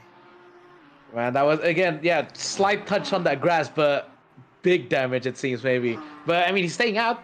He has a chance to go to the pits, but nope, he's staying out. Tramboos' damage has been significant. He's been in the pits for 3 minutes already. 3 minutes.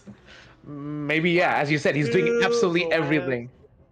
Yeah, so what do you think? Like, if you're going to be fixing your tires, you might as well put a full tank of gas, or do you think it's better to do these shorter little splash for gas stints? I think I'll just go all the way to the end because at this point, like, I'm just gonna cut my losses because I'm already here for like 3 minutes, right? I'm already here for like literally what seems to be an eternity. So I just wanna get this done. I just wanna get this, and as we I see, see what you're saying. he's You're out. saying what is 3.5 minutes or 3 minutes 40 seconds compared to 64 minutes of racing that you still have to go? That Yeah. is a good point. It's a fraction of the time.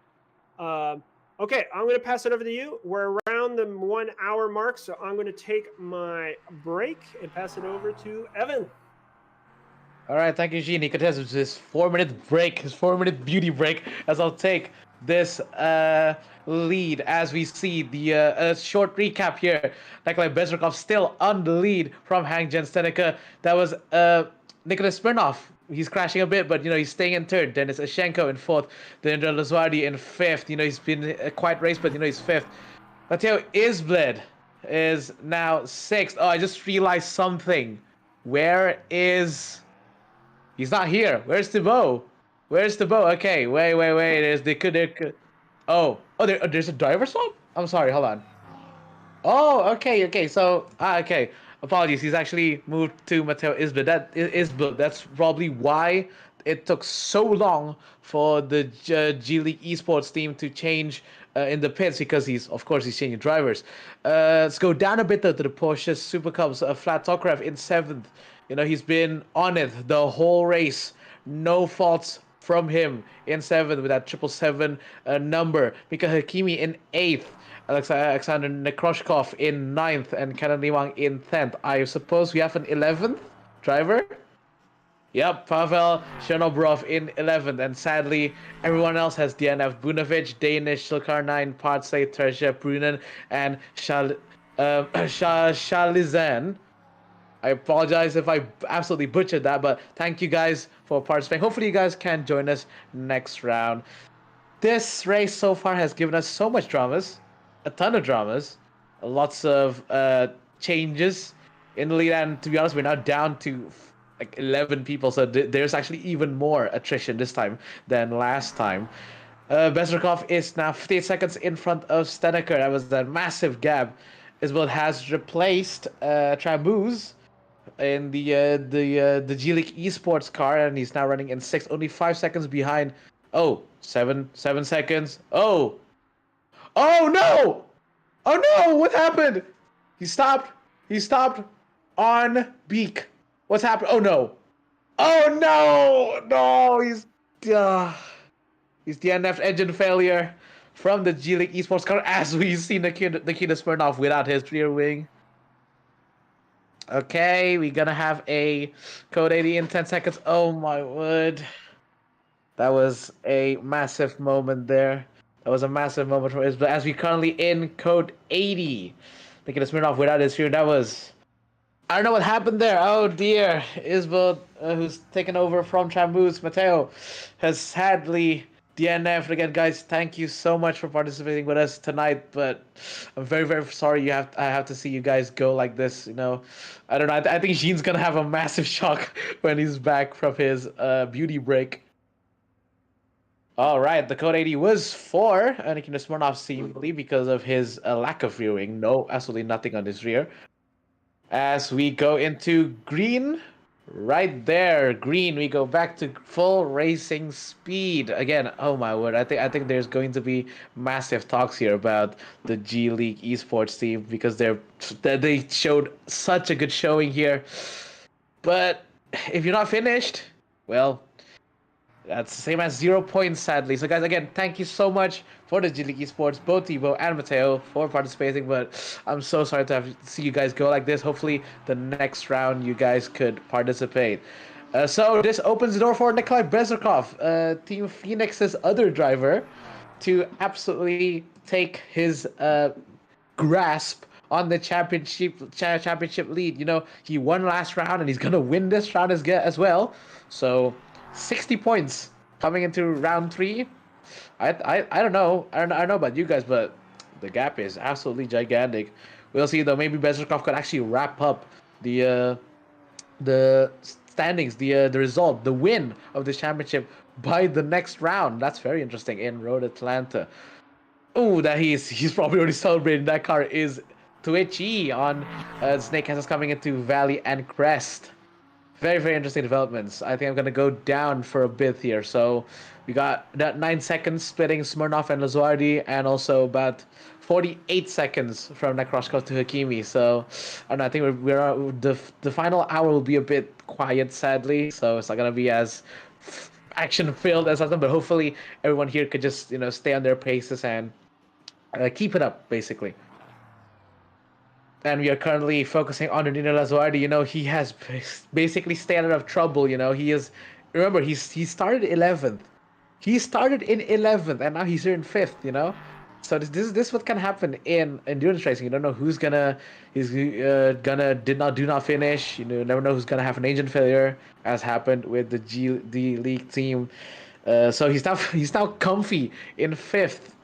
This is very impressive, both of the Kasatria Racing sim racing teams just putting their car out. Both Li Wang and Lazuardi just staying in 5th and 4th now. And well, I mean, hey, this is the fruits of their labor, as John likes to say. We are 58 minutes. Tokarev has now pitted. 15 seconds on the clock. That's I don't think it's gonna get overtaken by anyone, unless he has massive damage, which I don't think he has. Hopefully.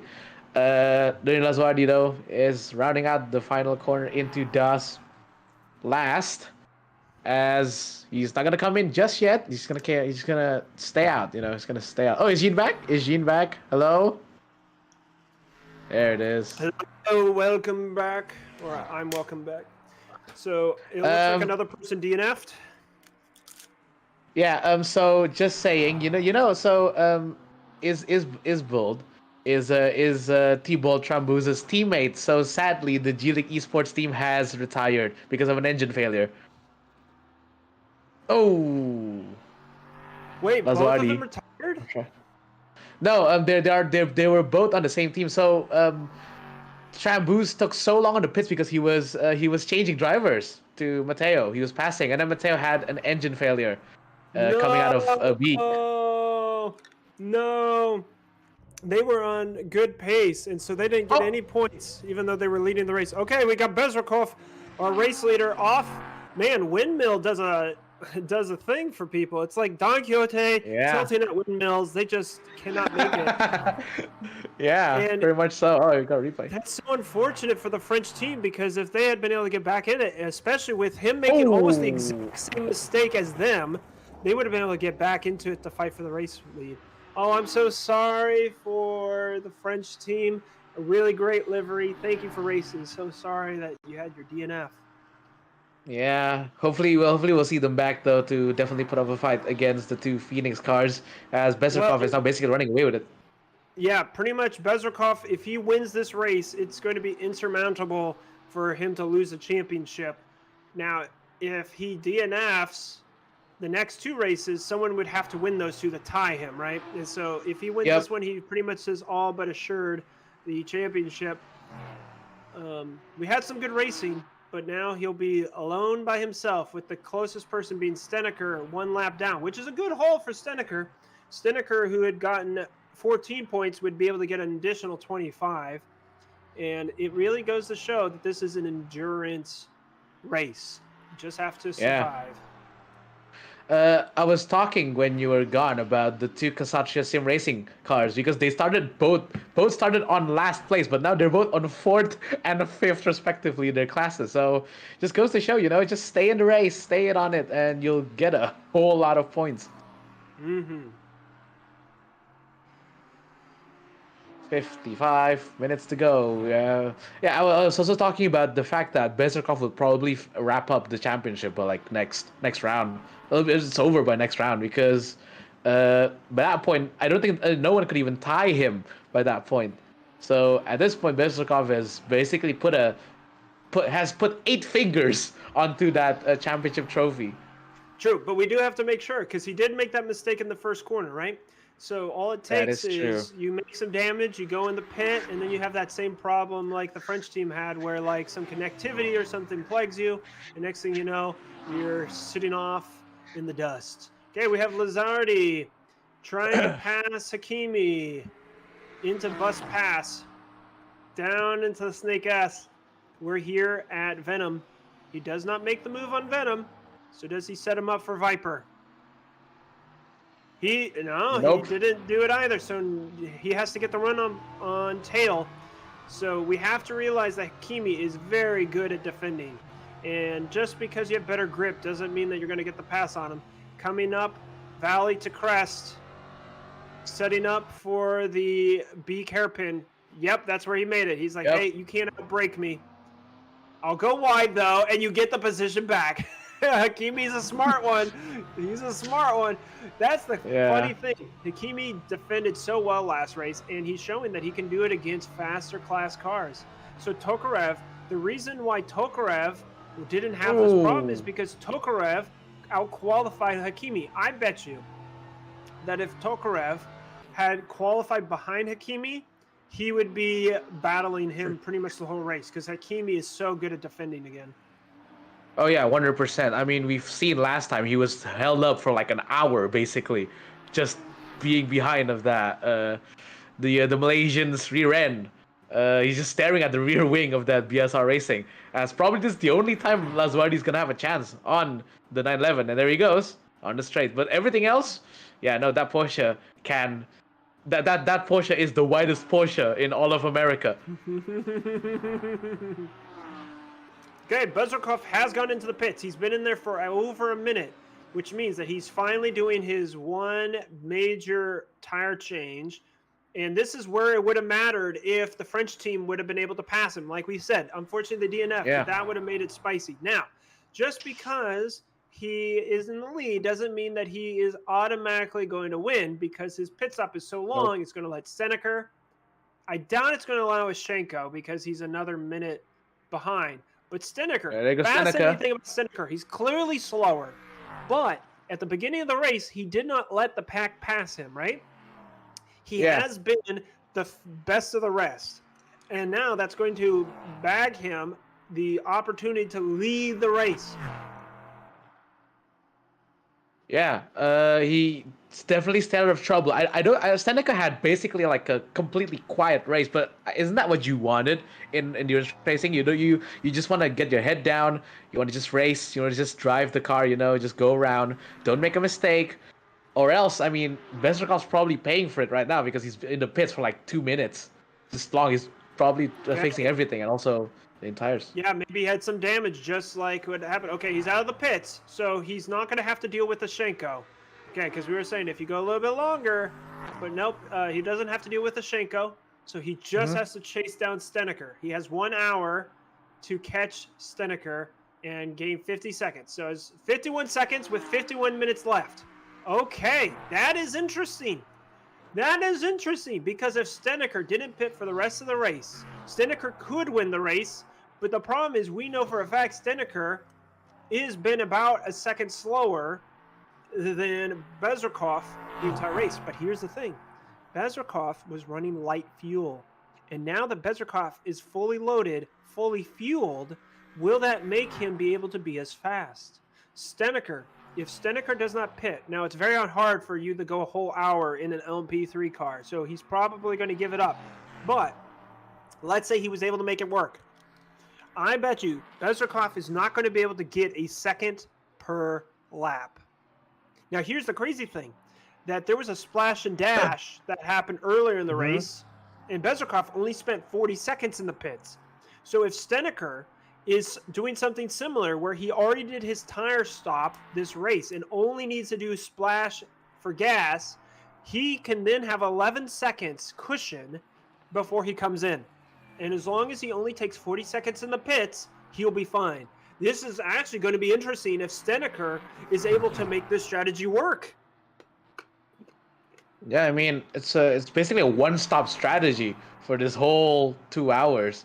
Again, if you're gonna take this strategy, Are you gonna get lower lapse times? Yeah, definitely, because at the end of the day, you're carrying so much fuel by the beginning of the race. But by staying out of trouble, Steneker's basically just not did any other pit stops, and is just prioritizing that one pit stop that I think he's taken. I don't know if he's taken or not. He's not coming in, so probably not. Probably he's gonna go to the end, hopefully. And the gap is not going down. It's still 51 seconds. So Steneker could possibly just get this in the bag. That is very fascinating because, like you said, at the beginning of the race, he had a little bit of pressure behind. He was clearly the third or fourth fastest car after qualifying, fourth fastest. But one of the Team Phoenix guys had to serve penalties, and he never met him on track, and then he DNF'd. And then the other Team Phoenix has always been ahead of him, so he's never really had to deal with him until now, right? And the Frenchman also was ahead of him and then DNF. So, yeah, so you bring up a good point. He was not making any mistakes. After the initial pressure he received at the beginning of the race, he's been able to run his race. And because he was able to run his race, then he was able to pit when he needed and probably put in the fuel that he needed. I doubt, and I don't remember what lap he pit on, but I doubt he's going to go a whole hour. But if he doesn't have to do tires, he has the opportunity, as long as his pit stop's 40 seconds, he has the opportunity to be able to stay ahead when he comes out. But as we've pointed out, if he fully loaded and fully gassed and does a one stop, then he could actually make this work because Bezrikov is not doing a second per lap. Now, in the closing stages, when Steneker's tires start falling off, he may be able to apply the pressure. But as we all know, catching is easier, much easier than passing. And we've seen that time and time again. Zandvoort, look at Zandvoort. The 911 was stuck behind another Porsche for like an hour. Hakimi was basically blocking Tokrev the whole way. And I mean, the LMV3 team has also shown that sometimes it's also hard to pass them as well, even with the slipstream. As I think Tokrev showed in the early parts of this race when he tried to pass. I forgot who that it was exactly, but it definitely took him quite a while to pass. 50 seconds is the gap though, so. So it's 51 seconds 4 minutes ago. So whatever gap he's pulling down, it is not the necessary 1 second per lap. This is so unforeseen. I did not realize going into this race that when we started having characters with or drivers with penalties and DNFing and crashes. Oh no, he's wide. He's wide. Okay, so this is where it just held because it. what both race leaders made mistakes into windmill. We now have Steneker making a mistake coming out of horseshoe into hook.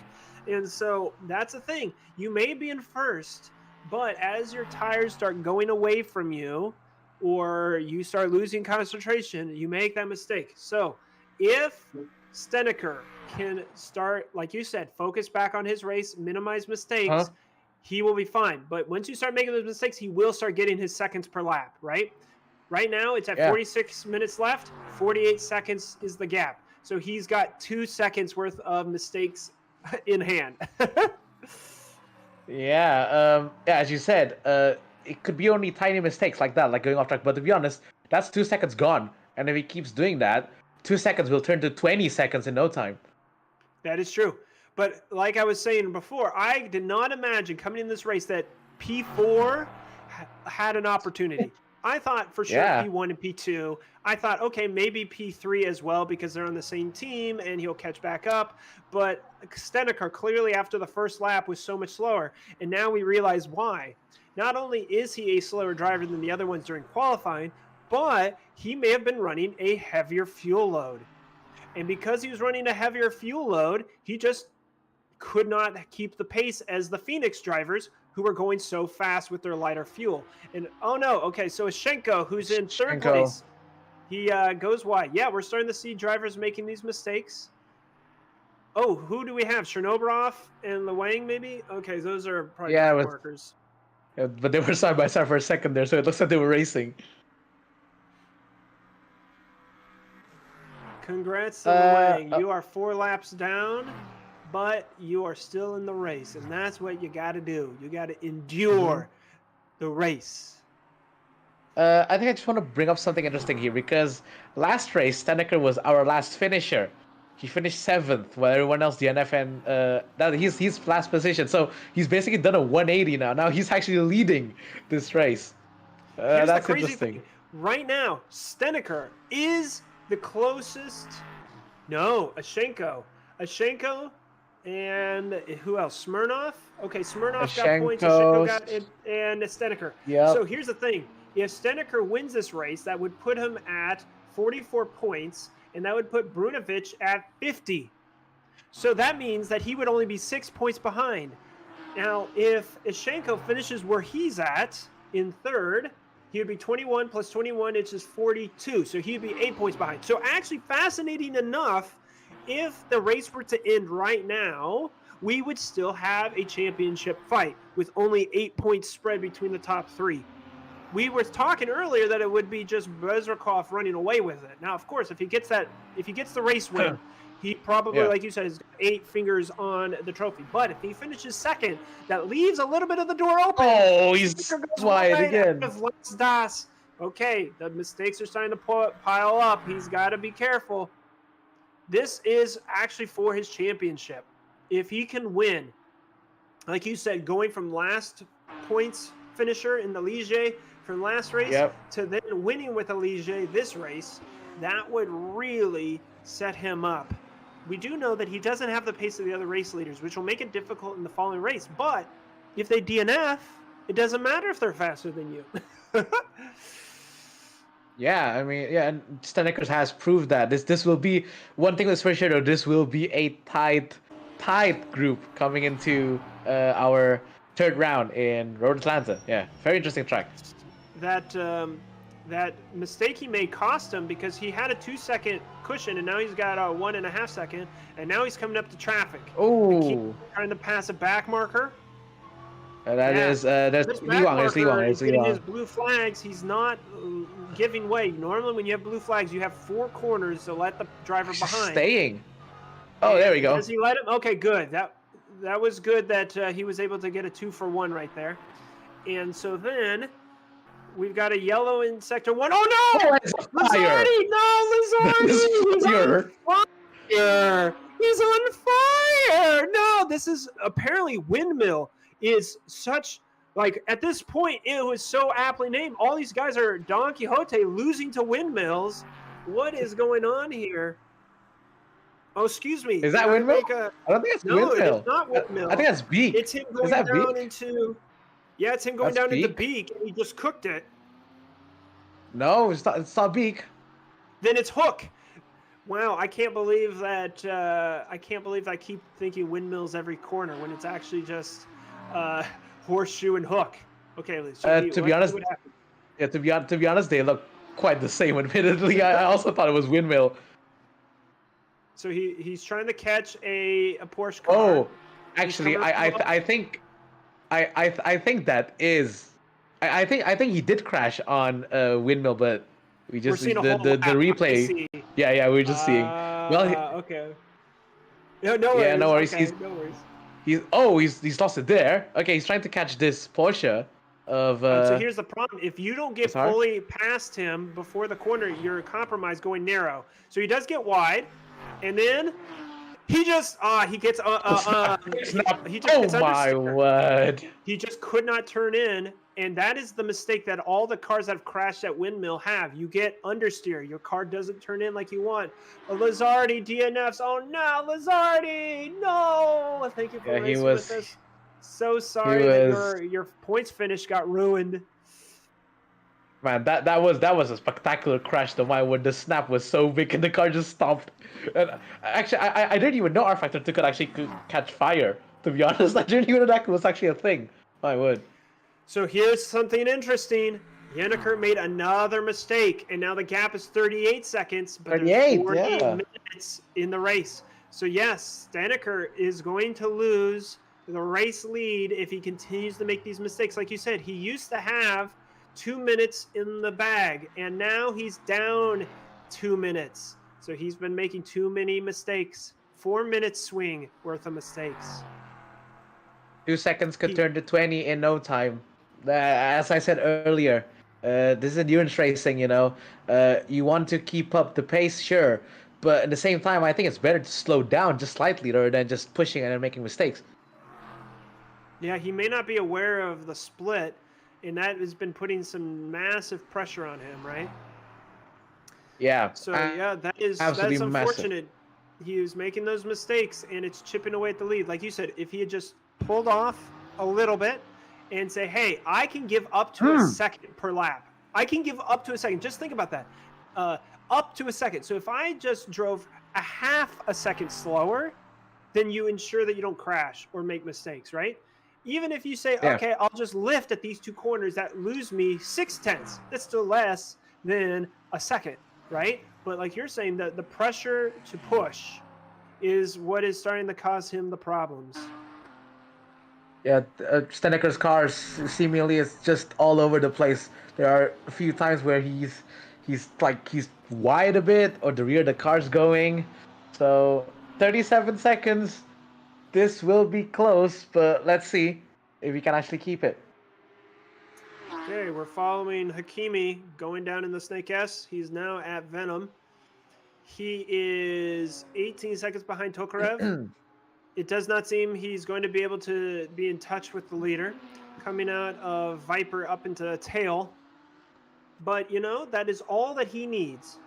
If Tokarev finishes, he'll have 60 points. If Hakimi finishes, he'll have 50. So he'll be 10 points behind, but that is still within touching distance if either car has a problem over the next two rounds, right? So we know that Hakimi is stable and consistent. He was one lap away from winning the previous race. Uh-huh. And this one, he's clearly farther away, but 10 points is still close enough because based off of everyone else that we've seen in the Cup. Now, of course, if Parfait, the French driver, comes back next race, we know that he's got the same pace as them. Then that'll heat things up. But because he DNF'd the first race, he can't challenge for the championship. But with that being said, then it's down to Hakimi saying he has to win a race, right? If Tokarev wins two races, the only way for Hakimi to continue the challenge is to then win two races himself. Okay, we've got Ashenko in the pits. Ashenko is third in the championship, currently in P3 Yep. again. So that's actually a nice haul of points for him. I would also just say if Kenan Lee Wang, hopefully I don't commentators curse him. If Kenan Lee Wang finishes this race in fourth, he will have 31 points. Now 31 points is actually enough to put him into third position if everything is counted upon, which is hilarious, because Nekroshkov didn't actually. Oh, okay. Apologies. He'll actually be 18 fourth. points. So if Yeah, he'll actually Nekroshkov be gets fourth. That's fourth. But that's still good because yeah. currently That's still Lewang is good. eighth. So it pretty much halves his power to the top. We're on board with Smirnov. Now we're on board with Lewang. Now back to Smirnov, Yeah. 14 seconds behind Ishenko. Yeah, I mean, Okay, so this race. Ishenko, Yep. he came out of the pits and still is ahead of Smirnov. Is that what happened? Or did Smirnov get past because he was in the pits? I forgot immediately. No, I think we're pretty much staying here because Smirnov's now 14 seconds behind Ashenko. Okay, so I Ashenko don't did think a anything much splash for happened. gas then because he was 30 seconds last that I checked, and now he's out. So Smirnov can put some pressure, but the issue is if the guy put in gas and you're not pitting, then that means that you did the one-stop strategy, and so it's going to be hard to actually catch him if he's got the lighter car until the ending stages, right? Yeah, pretty much so. Steneker has started to settle down. Steneker is only a second in the gap, whereas before he was a second and a half to 2 seconds. So he's starting to get consistent again, and that is what he's going to need to happen. And as I say that now, it's back up to 2 seconds. So, Commentators curse. Yeah, welcome to my world. I constantly commentators curse whenever I say, "Oh, someone did a good move," and then literally the next race they spun. That always happens. yeah, at this point, it's looking like Bezrikov will catch him. You got a with 2 replay. minutes left. Okay, we got Tokarev, our race leader, going wide at Beak Hairpin. Oh. Coming down into Horseshoe, the triple apex. He's basically hitting all the apex there. Although you kind of want to just miss the second apex. Oh, there's a bit of smoke there coming out into hook and into mirror. Very neat so far from Tokrav. I don't think any problem so far. Maybe he made a mistake soon enough. Nope, we're just seeing some smoke basically, some puffs of smoke. Steneker made a huge mistake. We didn't see the mistake. Oh my Down to 21 goodness! seconds. What was the big mistake that Steneker made? He lost 10 seconds. He must have gone wide. Okay, it clearly means that Steneker needs a pit. If you're starting to make this much of problems, you really should just pit and cut your losses. Is it? No. Yep. It's Windmill. It's Windmill. It's Windmill, and he has massive damage. He needs to pit now. Do you realize every race leader has lost the lead because they've binned it into Windmill? Man, I'm so glad we call it Windmill. We've got Don Quixotes tilting at windmills, losing, and then pitting. Like, that first corner is so deceptive. Yeah, I mean, I tried it myself, and if you take a long line, wrong line on that corner, you're done, dude. You're gonna hit the wall, and you're gonna hit the wall hard as well because that's a very sweeping corner. And every single driver has seemingly made a mistake there, and it's gonna cost him. But actually, Steneker's staying outside, so maybe he's taking the risk. Maybe he must not have thought he had enough damage. Okay. Look at that, the bravery to immediately attack the windmill again, going in the bus pass. So like you said, it must have been minimal damage. It was just a little bit of mistake. I still think that he is not going to be able to hold on to the lead because of like you said, these major mistakes that he had. And that's so sad because based off the pace from Bezrikov, Steneker actually could have won this race if he had just let off a little bit and just... He had 2 minutes extra that he could have given, right? But P2 is still fine because Steneker, let's see, Steneker's,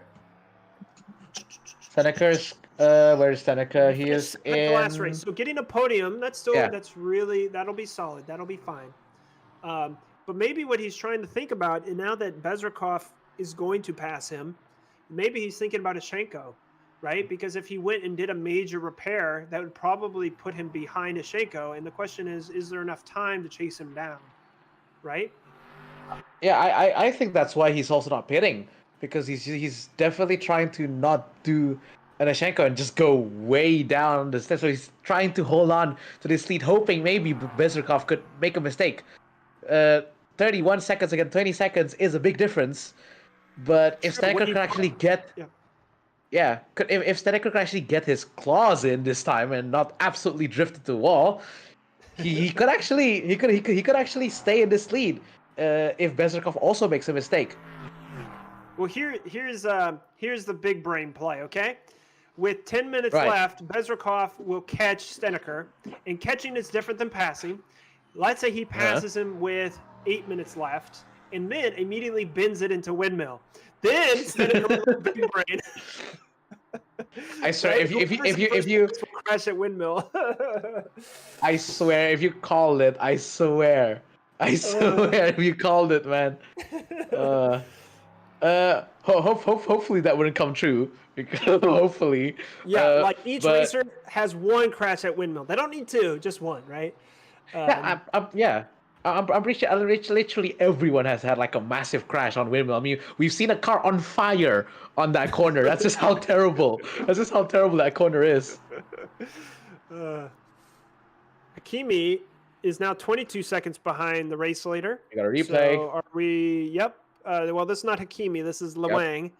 But Tokarev seems to have the battle in. Okay, and the next lost the rear wing. It looks like. That's on mirror. Yeah, that's on mirror. Yeah.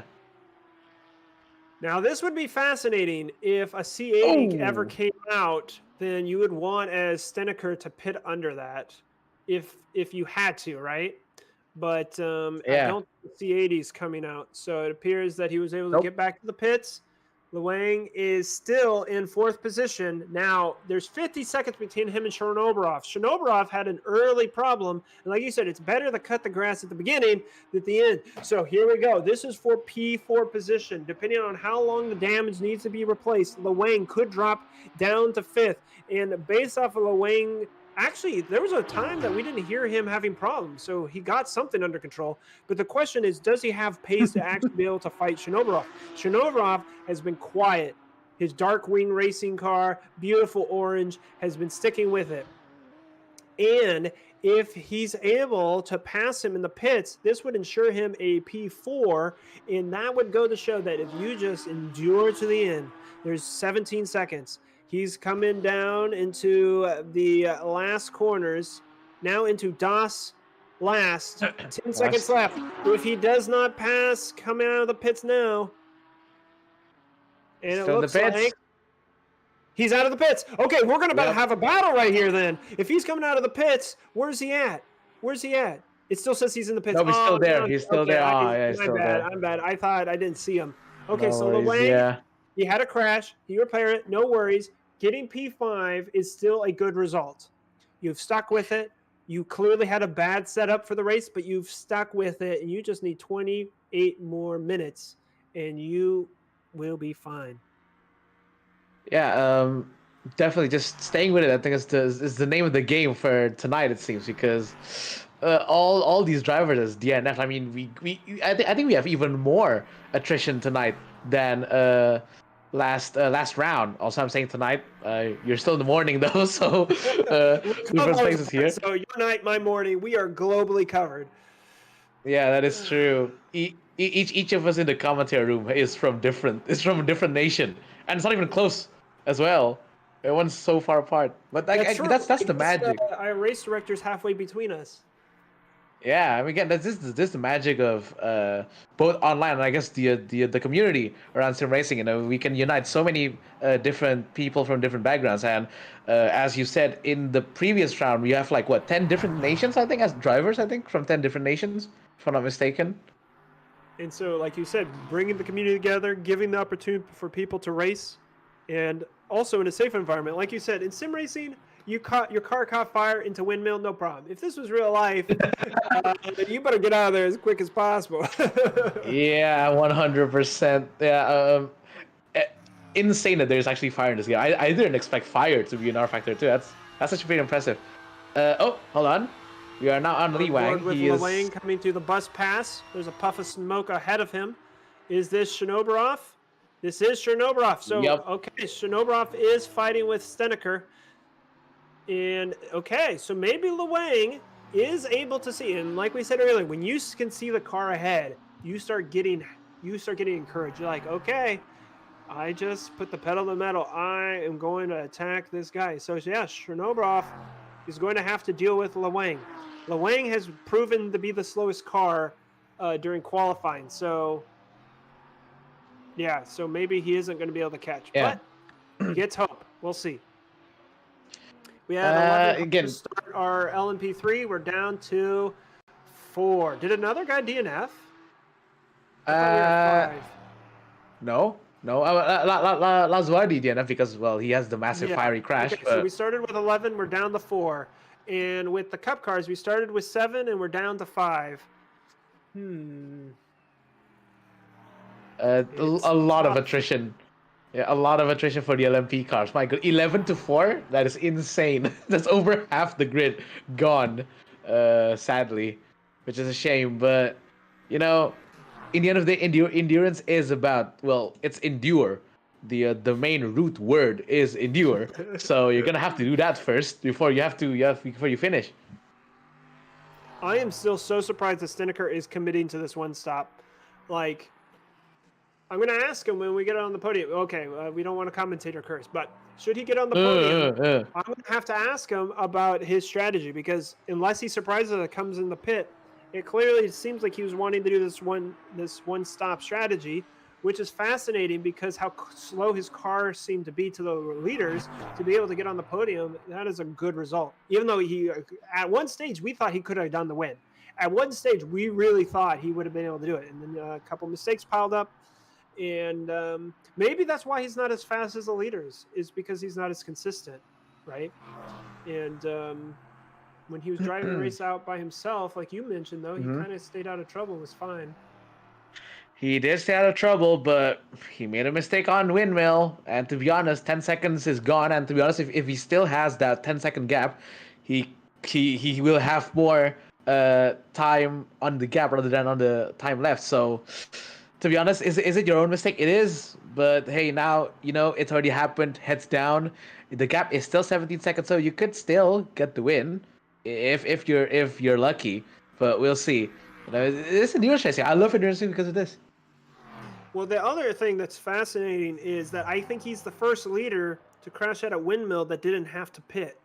And so, yes, he made a mistake. Yes, it lost him a bunch of time, but he did not have a practically race-ending crash. And so he was very fortunate, or at least was more safe with how he drove that. Very much so. Staying out of trouble, staying safe, that's the name of the game. And he's proven, even though in the latter stages of this race, he's not exactly done that. Hopefully he'll do now. Well, I know firsthand from racing, my palms start getting sweaty when you're in the lead, or you feel like you're going to stay ahead of a guy.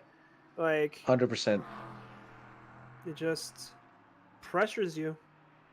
Yeah, I mean, I've gotten quite a fair shares of sim racing as well, and the difference between holding on to the first place and trying to catch first, like, different. If you're catching first, like, I'm so excited, I'm gonna try to hit this guy, I'm gonna try to win this race. And if you're first, you're like, please run down, please run down the timer, please, I beg, please just run down the timer, please.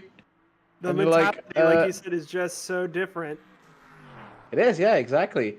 And that's very interesting about racing. We got a replay though.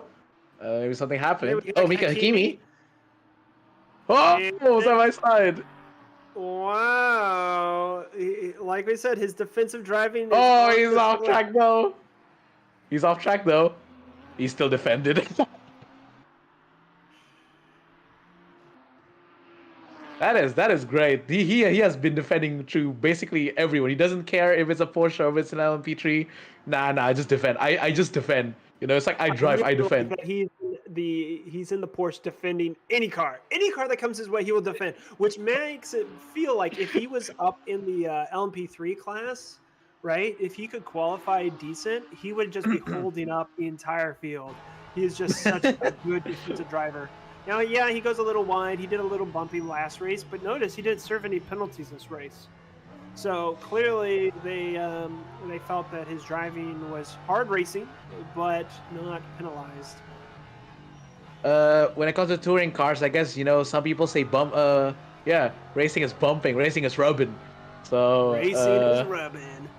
Racing is rubbing. That's my word. That car is very twitchy. Because if you see through hook coming into hook from Horseshoe, you see the car is just absolutely everywhere, like that on mirror. Yeah, he is possibly struggling, but oh, sorry, this is not Steneker, it's Bezerkov. Bezerkov was very twitchy all over the place. I guess it's back to the tune that the Team Phoenix has, because they prioritize straight line compared to handling. So here's the thing that's fascinating. With a 1 minute 25 second lap, so that is almost a lap and a half, so it's 4 laps. So he's going to catch him with 4 laps remaining. Now, I know we don't keep track of laps because it's a timed event, but effectively, if Steneker wants to win this race, he has to be able to defend for 15 corners 4 times. Okay? Is he going to be able to defend 60 corners? That's what he has to do to win this race. You'll have to defend 60. Now, if he makes another mistake and he catches them even sooner, then it becomes worse. But at this point, he is going to be caught with enough time that he has to defend for 4 laps, 60 corners. And that's going to be tough. And Bezrikov is definitely catching. 14 seconds is now the gap with 20 minutes left to spare. He could get him by like the end of this race because, as you've said time and time again, it's so easy to catch up to someone to overachieve on their pace, but when you're there trying to pass, when you're right behind half a second, Nikita Smirnov is off track. Smirnoff is off, but I don't think it's going to cause any sort of C80s or anything. He's able to come back in. He was in last place. He remains in last place. Smirnoff, though, finished fifth. Is that last race? Will is that finish what I think fourth it is? this race. And That is Windmill. That is Windmill. Windmill claimed another victim. Man, I did not realize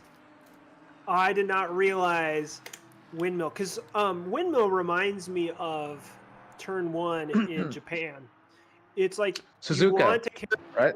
in Suzuka, right? You want to carry as much speed as possible, but if you mess it up, you're going wide because you're getting understeer. Oh no! Oh, he's actually hit though. They're from the same org. He's hit his teammate. Smirnoff's hit his teammate. That's so unfortunate. That's gonna be quite spicy in the briefing room for tonight, it seems.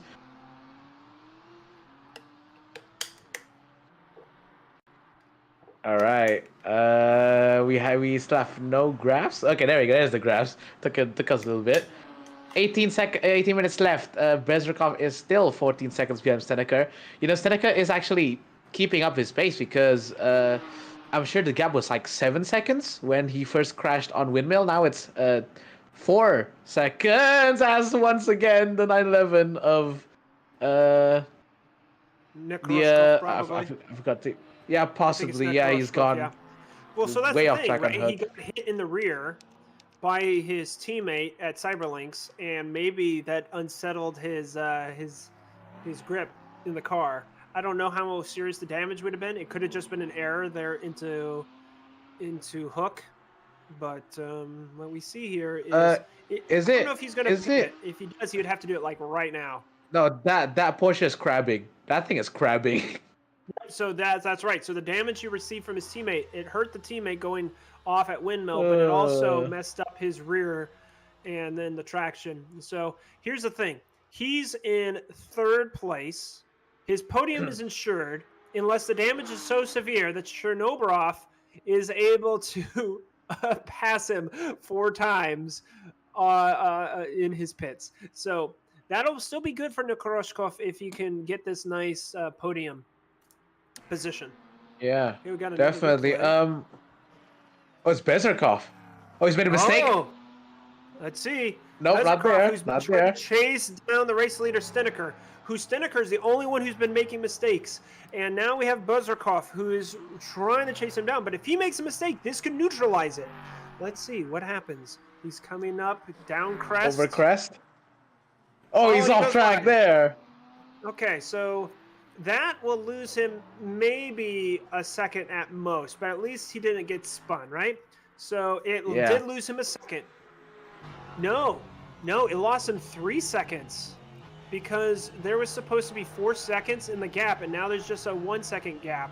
Interesting. Now Bezrikov is catching Hakimi. This could decide the race. Hakimi is so notorious for defending.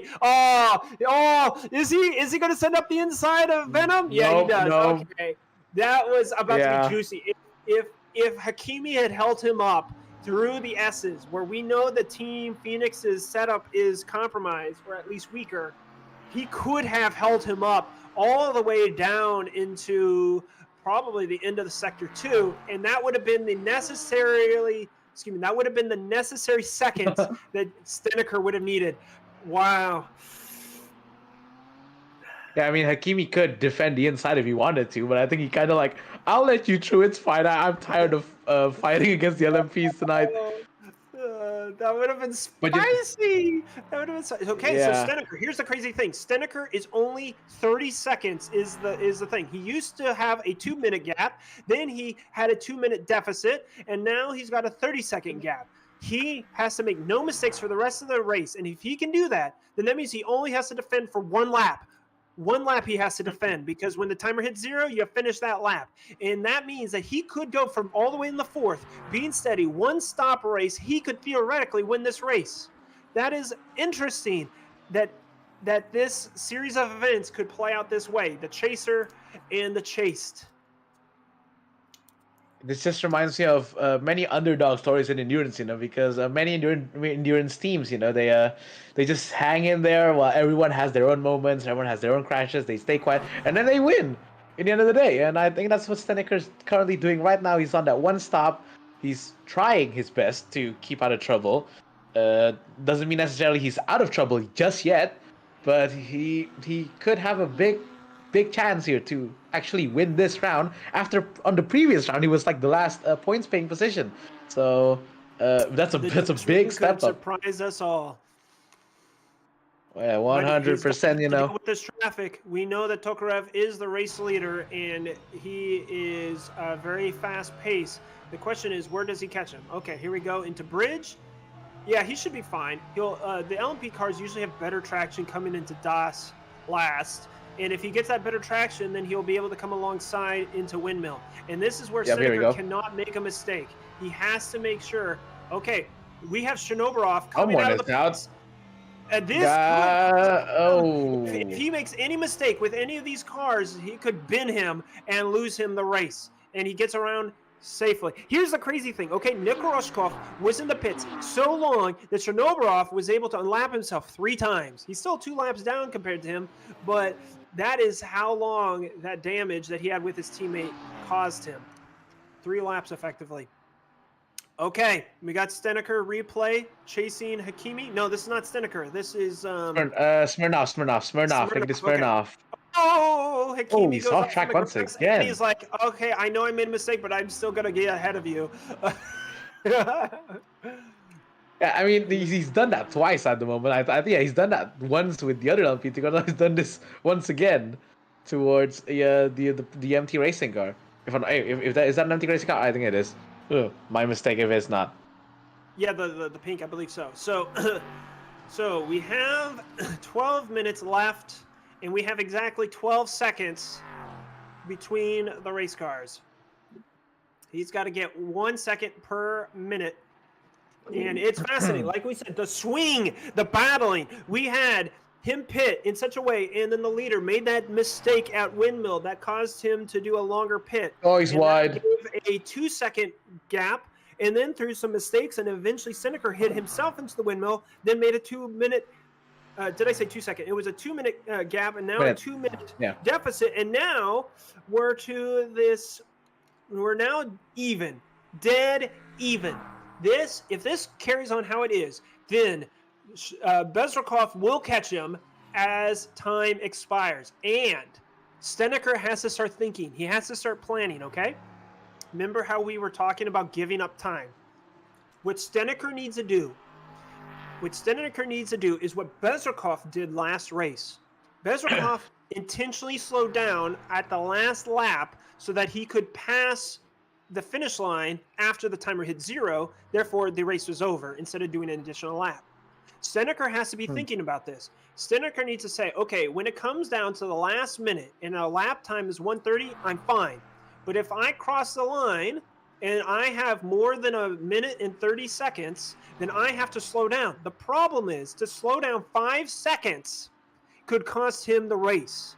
But if he pushes, he has to hold him off for an entire lap. What would you do in that situation? I think I'll just stay on what I'm doing right now because, in my opinion, I don't want to look back. I don't want to see the gap. I just want to drive. At the end of the day, I think consistency is better than I'm gonna have to look at the time here. I'm gonna be terrified. Where is he? Just get that out of your head because at the end of the day, just imagine there's no one chasing you and just go for a Sunday drive. And to be honest, sometimes Sundays are better than Mondays. So Sundays are always better than Mondays. What am I talking about? So yeah, definitely just pass on to correct. Here's the thing: the gap is now 2 seconds. So Steneker must have made a mistake the last race. So the last lap. And so Bezrikov is reeling him in. 2 minutes and a 2 second gap. That really goes to show that Steneker is going to have to defend an entire lap. He's going to have to defend for 15 corners. The question is where. It's now a 3. It's hovering between 2 and 3 seconds. So Steneker must have made a mistake. Yeah, you when you mean Snedeker made a mistake, you mean Bezrikov made a mistake because the gap is actually kind of growing now. 12.3 seconds, 12.4 now, 12.5 is actually increasing once again. Oh, you're right. You're right. Bezrikov made the mistake. It wasn't Steneker. Bezrikov made the mistake when he caught the back markers. You're right. I completely messed this up. So that means Steneker is actually in a better position because he has a 3-second gap. Yeah. Wow. I completely messed up. This Right. interesting. So Steneker can hold on to this and slow down the last lap if he needed to because he has. Yeah, Bezrikov. Something's wrong with Bezrikov. Like maybe it was back marker. Possibly, yeah. Well, now he has this. So Steneker now has this buffer, 3-second buffer compared to the time that is counting down. So this will be a very interesting finish. Steneker has to be smart with this. He has to do exactly what the Team Phoenix car did last time around in Zandvoort, and that is slow down. So he could just immediately take the lap and do and no. I don't want any more extra laps. Just make this finish. I'm tired anyway. It's so tricky because, like you said, race the way you want to race. As soon as you start thinking about something else, you might make a mistake, right? But hopefully, he would just slow down on a straight, right? He would just do something where it's nothing compromising any corners. It's just the problem is this track only really has one straight. And so, it's definitely very hard to pass around here. Well, besides the main straight, but everything else you're stuck. You've seen Hakimi manage to basically hold an LMP3 car for the whole lap until the final straight. True. So it's just insane. And I mean, even if Bezrikov is able to catch Steneker, I don't think he has enough time to do it.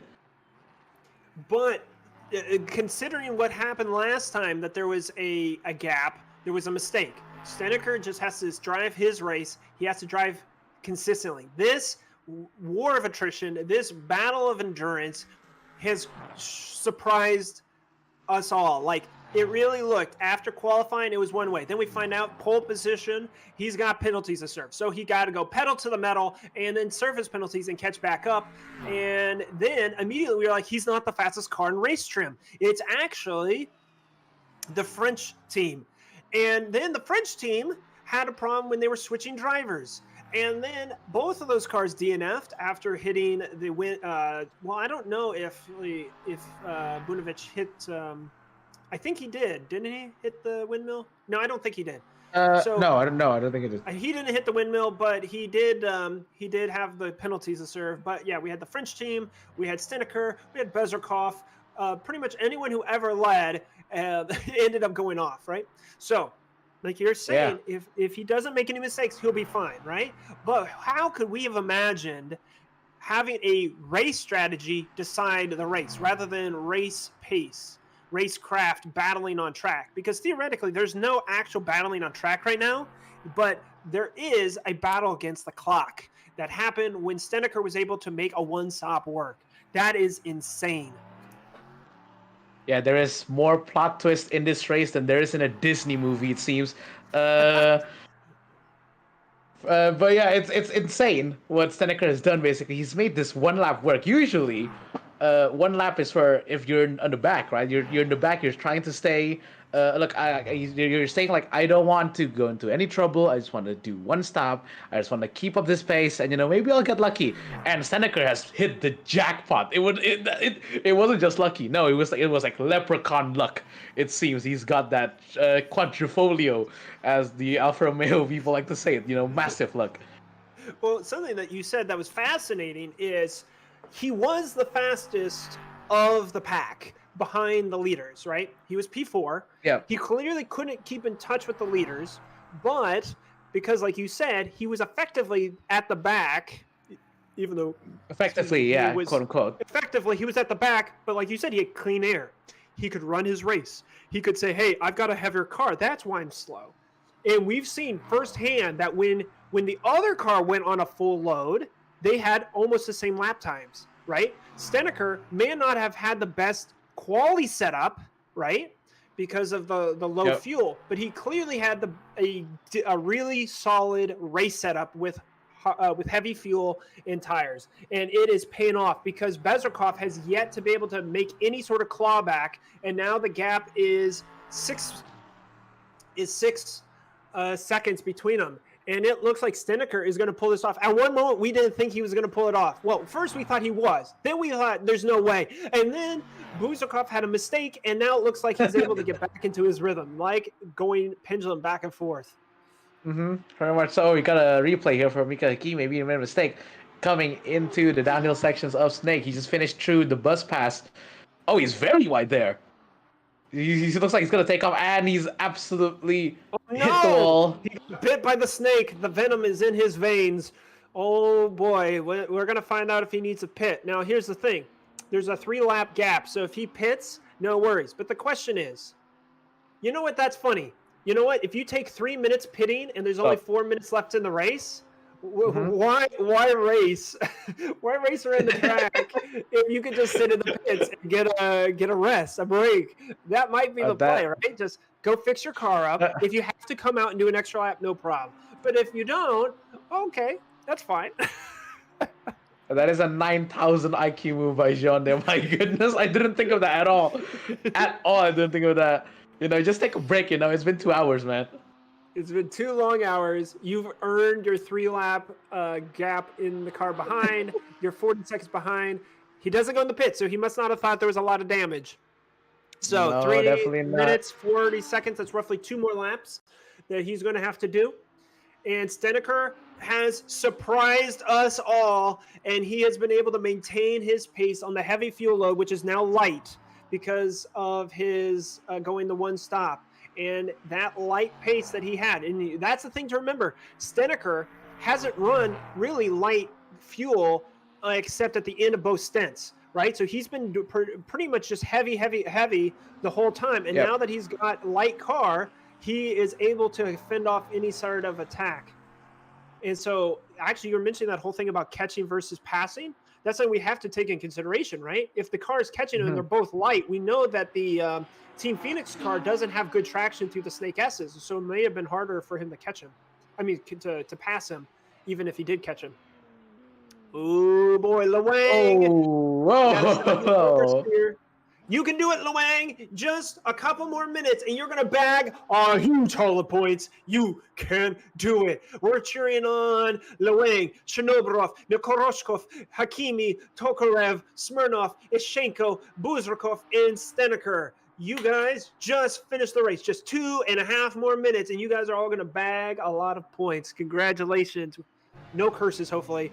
Oh, Hakimi is at it again. He's caught the race leader. This could make a big difference if he can block him for a whole lap. Could you imagine Bezrikov catching up all those 8 seconds because of this?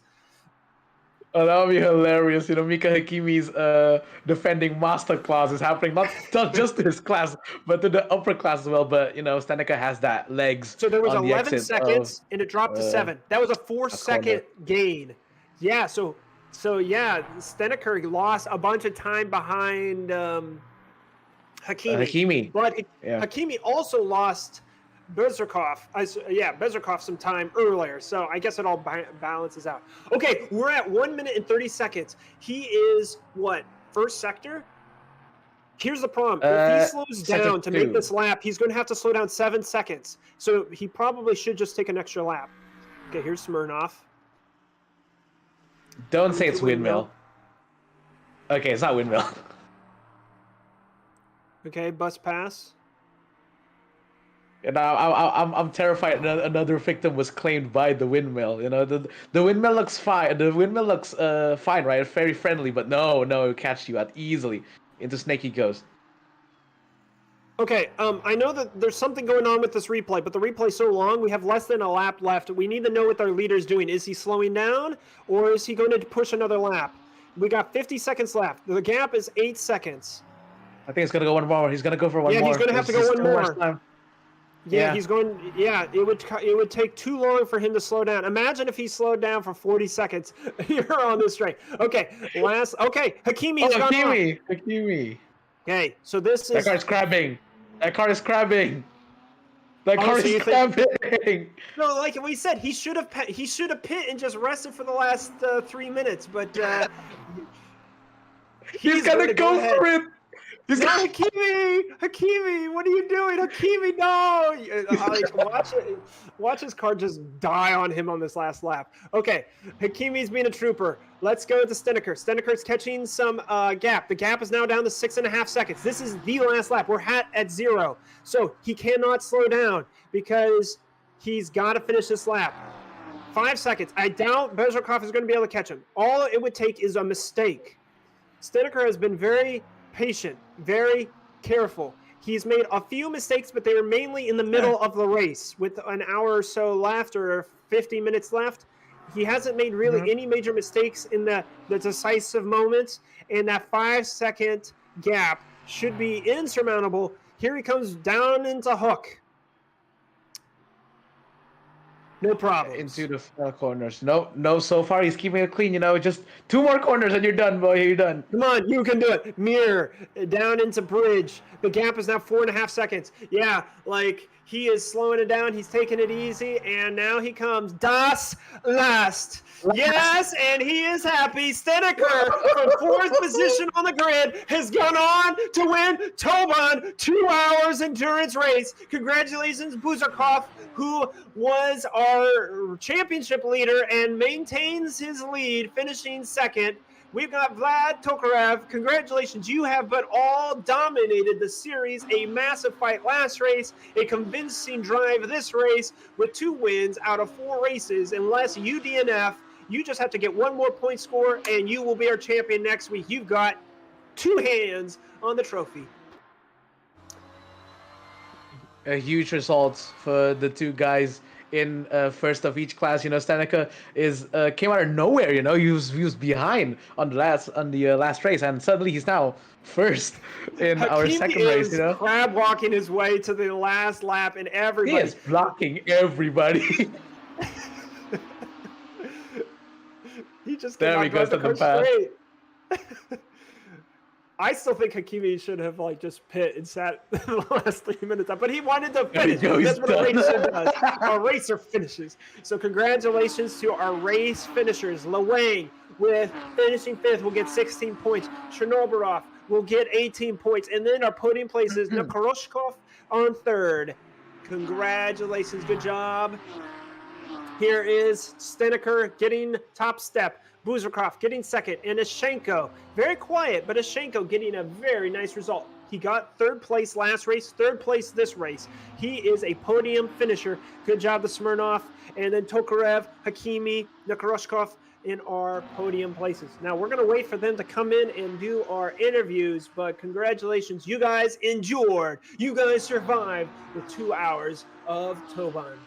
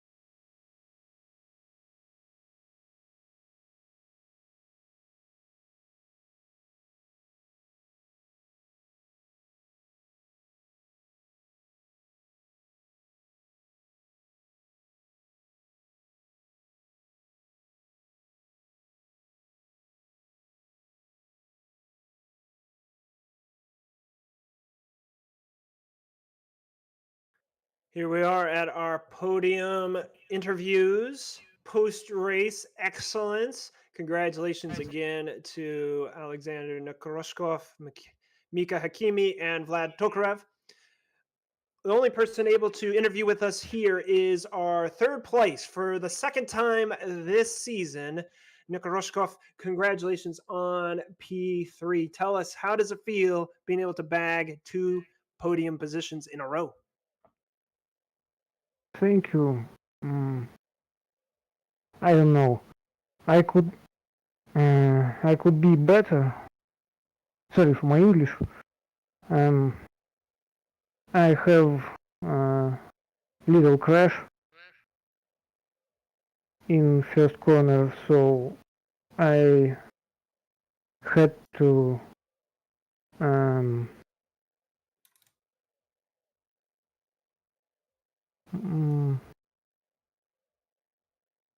one more pit stop for repair damage.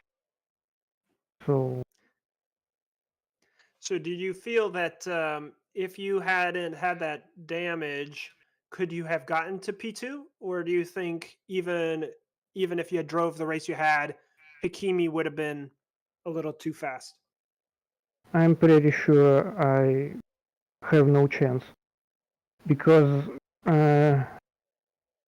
Mika and Vlad have much more pace than me. So as we look ahead, you get 37 points, which will clearly keep your position solid in the championship moving forward. What are you looking forward to at Race Atlanta as we go 2 weeks from now? Do you feel like you'll be able to keep your pace, being able to finish on the podium again? I hope so. That is our hope. It's like, I want to do it again. Let's do it. So congratulations again. Staying cool, calm, collected, and like Evan said, if you're going to cut the grass or crash, do it at the beginning, not at the end. Yeah. So you good job. Evan, anything you'd like to add? Not much. Want to just congratulations on another third place for Nekroshkov. You know, at the end of the day, though, consistency is everything, and you know you showed it with another third place for tonight. So fantastic result. That's all from me, Gene. Good job. Now moving on to our podium positions for the LMP3 cars. We had Denis Ashenko, Nikolai Bezrukov, and Henk-Jan Steneker.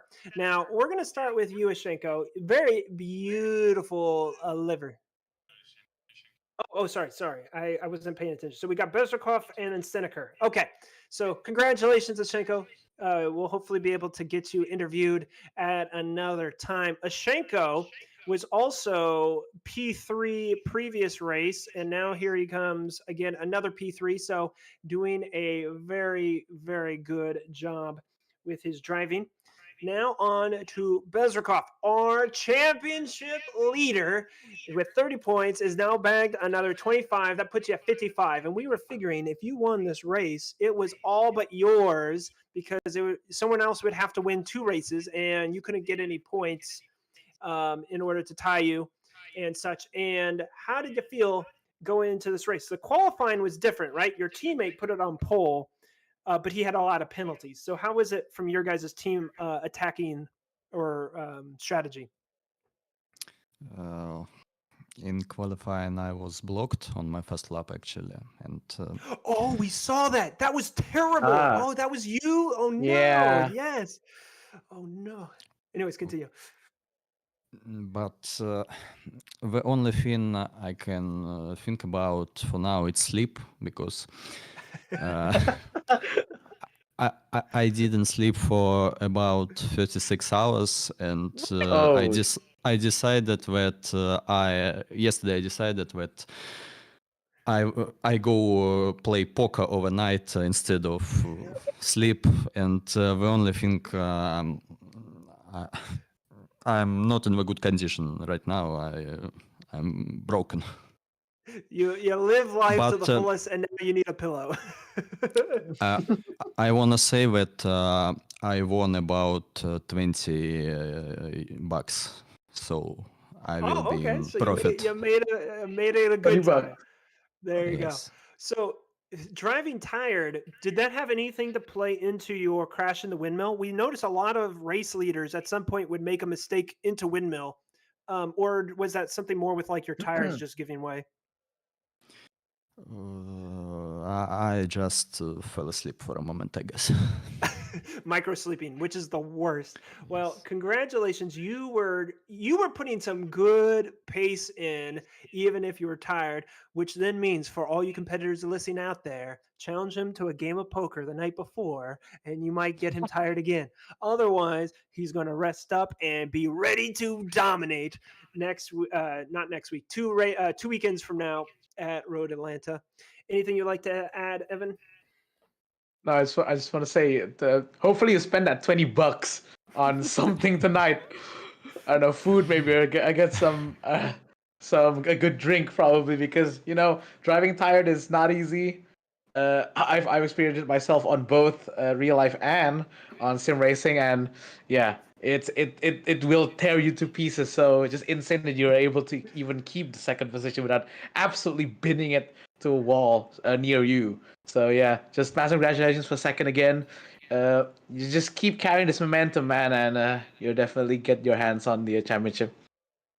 Good Thank job. you. Last thing I'm going to ask is I noticed that the setup you guys had, you guys were um, tuning your vehicle to run light fuel loads. Was that correct for the race? No, I just decided this exactly in the race because rears weren't good. Oh, okay. I see. So you Yeah. changed it on the fly. Okay. Interesting. That is then going to play us in. Thank you again and have good sleep.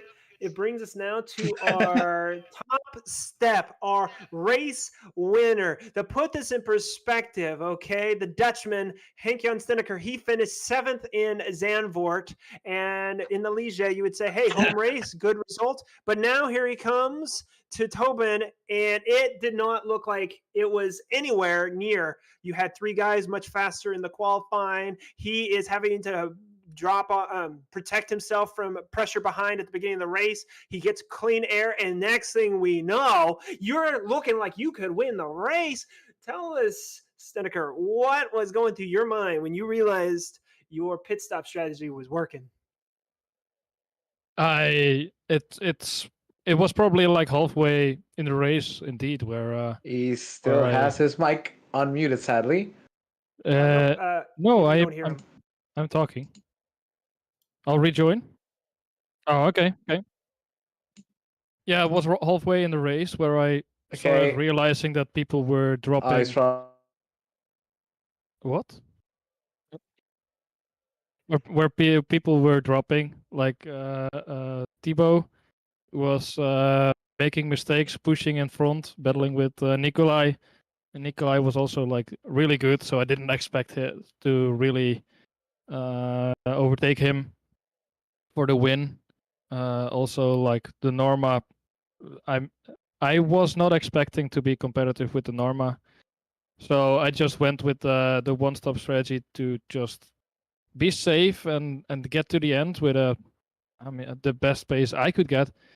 And yeah, next thing I know, Nikolai, I believe, made a mistake, and then I had a shot, and then I was continuously, nervously looking at the delta, how much he was gaining on me, and in the end, I the nerves were quite high, but I made it to the end. Congratulations! You're like woo. So like Yeah. I have it listed here. So did you race a Ligier at the last race and you switched to Norma this race, or is it just No, mislabeled?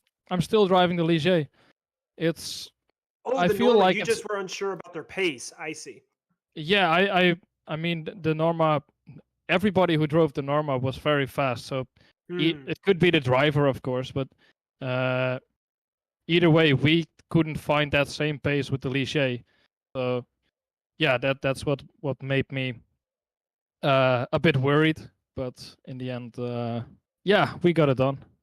So interesting, because I was thinking maybe it had something to do with fuel loads, but maybe it had to deal more with the car. So the Snake S's, specifically Viper, the second turn, I think that's like turn 5. Like I was noticing that Team Phoenix would always have like this step out, and it might just be that they were faster in the other sectors, but giving it up in that set of corners. But when you started holding onto the lead, you were able to match pace for pace, which I think is because he ran light fuel, right? He just had faster pace. But because you committed to the one stop, right?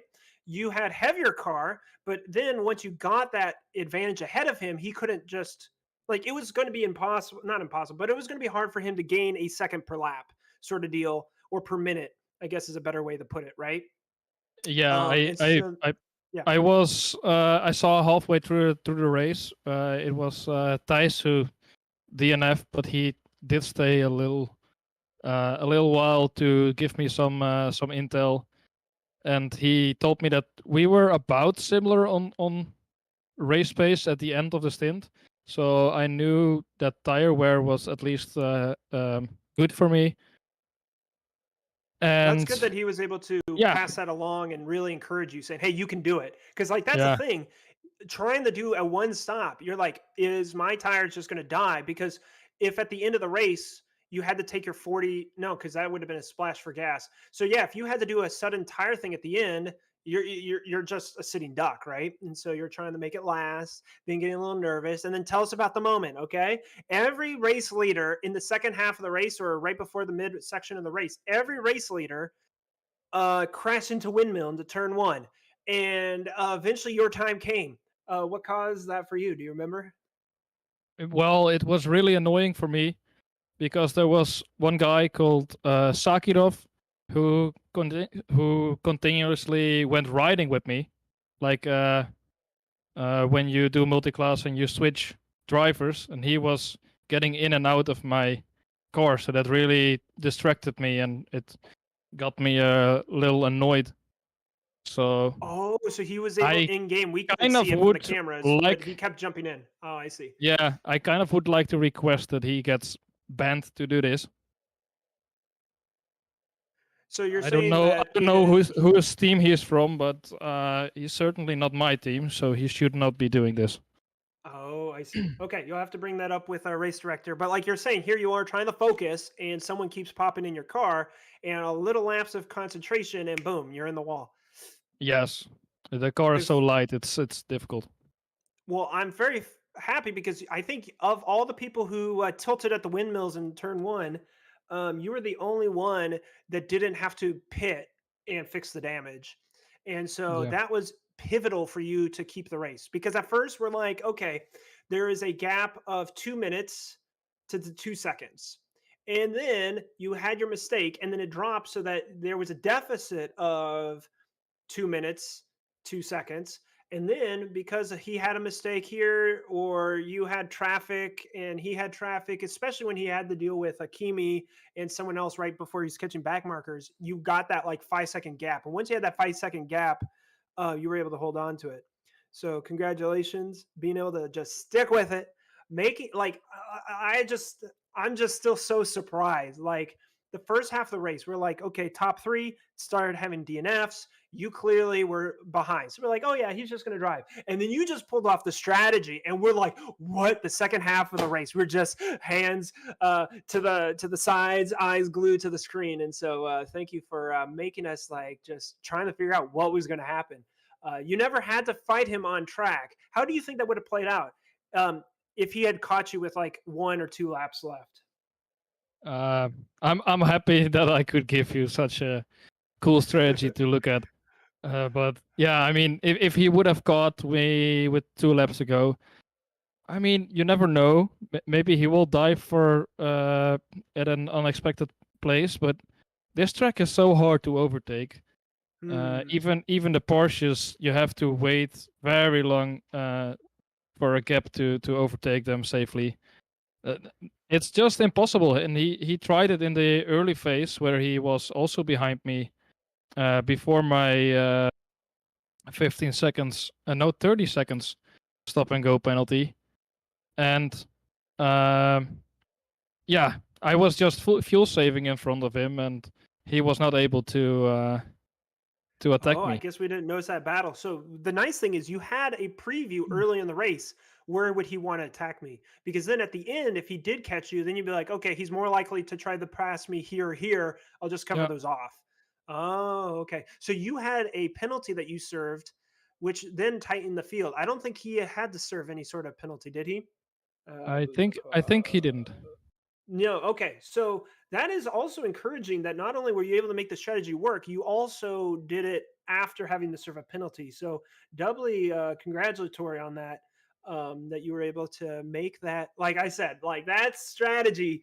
It felt like the race was over at halfway until we realized you were doing the one stop, and then we are like, what? So congratulations again on making a masterclass of a drive. Thanks a lot. And looking forward to the next races. I believe this puts you into P2 in the championship. I haven't done the calculations. What are you looking forward to trying to finish out these two races and try to maybe challenge for the championship? I will just look to give my best performance, and maybe maybe I'll have a strong race like today again. And That's true. yeah, we'll find all it out. takes is being safe, not DNFing, right? Those are the two things. It seems like if you can do those two things with only 4 rounds, right? DNFing one race is pretty much a championship killer, right? So if you can just, like you said, just drive your best, don't have a disconnect, you'll be fine. So Yeah, that's what congratulations again. Oh yeah. Thank you.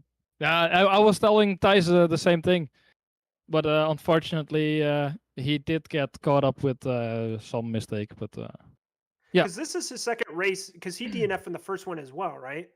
yeah, Um, correct. he has really good pace. There was a point when he was a back marking whoever the leader was, and he was keeping up with them.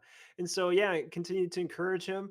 I hope he has a good race because it's unfortunate when like you want to race, but then you get that early crash, right? I feel like that really messes up your mentality for the rest of the race, right? And so just keep it out of other people's fenders, and then hopefully not have a disconnect. But yeah, it was good that he was able to give you that data because that really helped encourage you to say, okay, let's make this happen. So, Yes. well, there we have it. Thank you, everyone, for tuning in for the Grand Endurance League and this Grand Endurance Racing Series. In 2 weeks, we will be moving from West Coast of the United States to East Coast to Road Atlanta there in Georgia. And I look forward to enduring with you. Have a good time and a good race experience. See ya.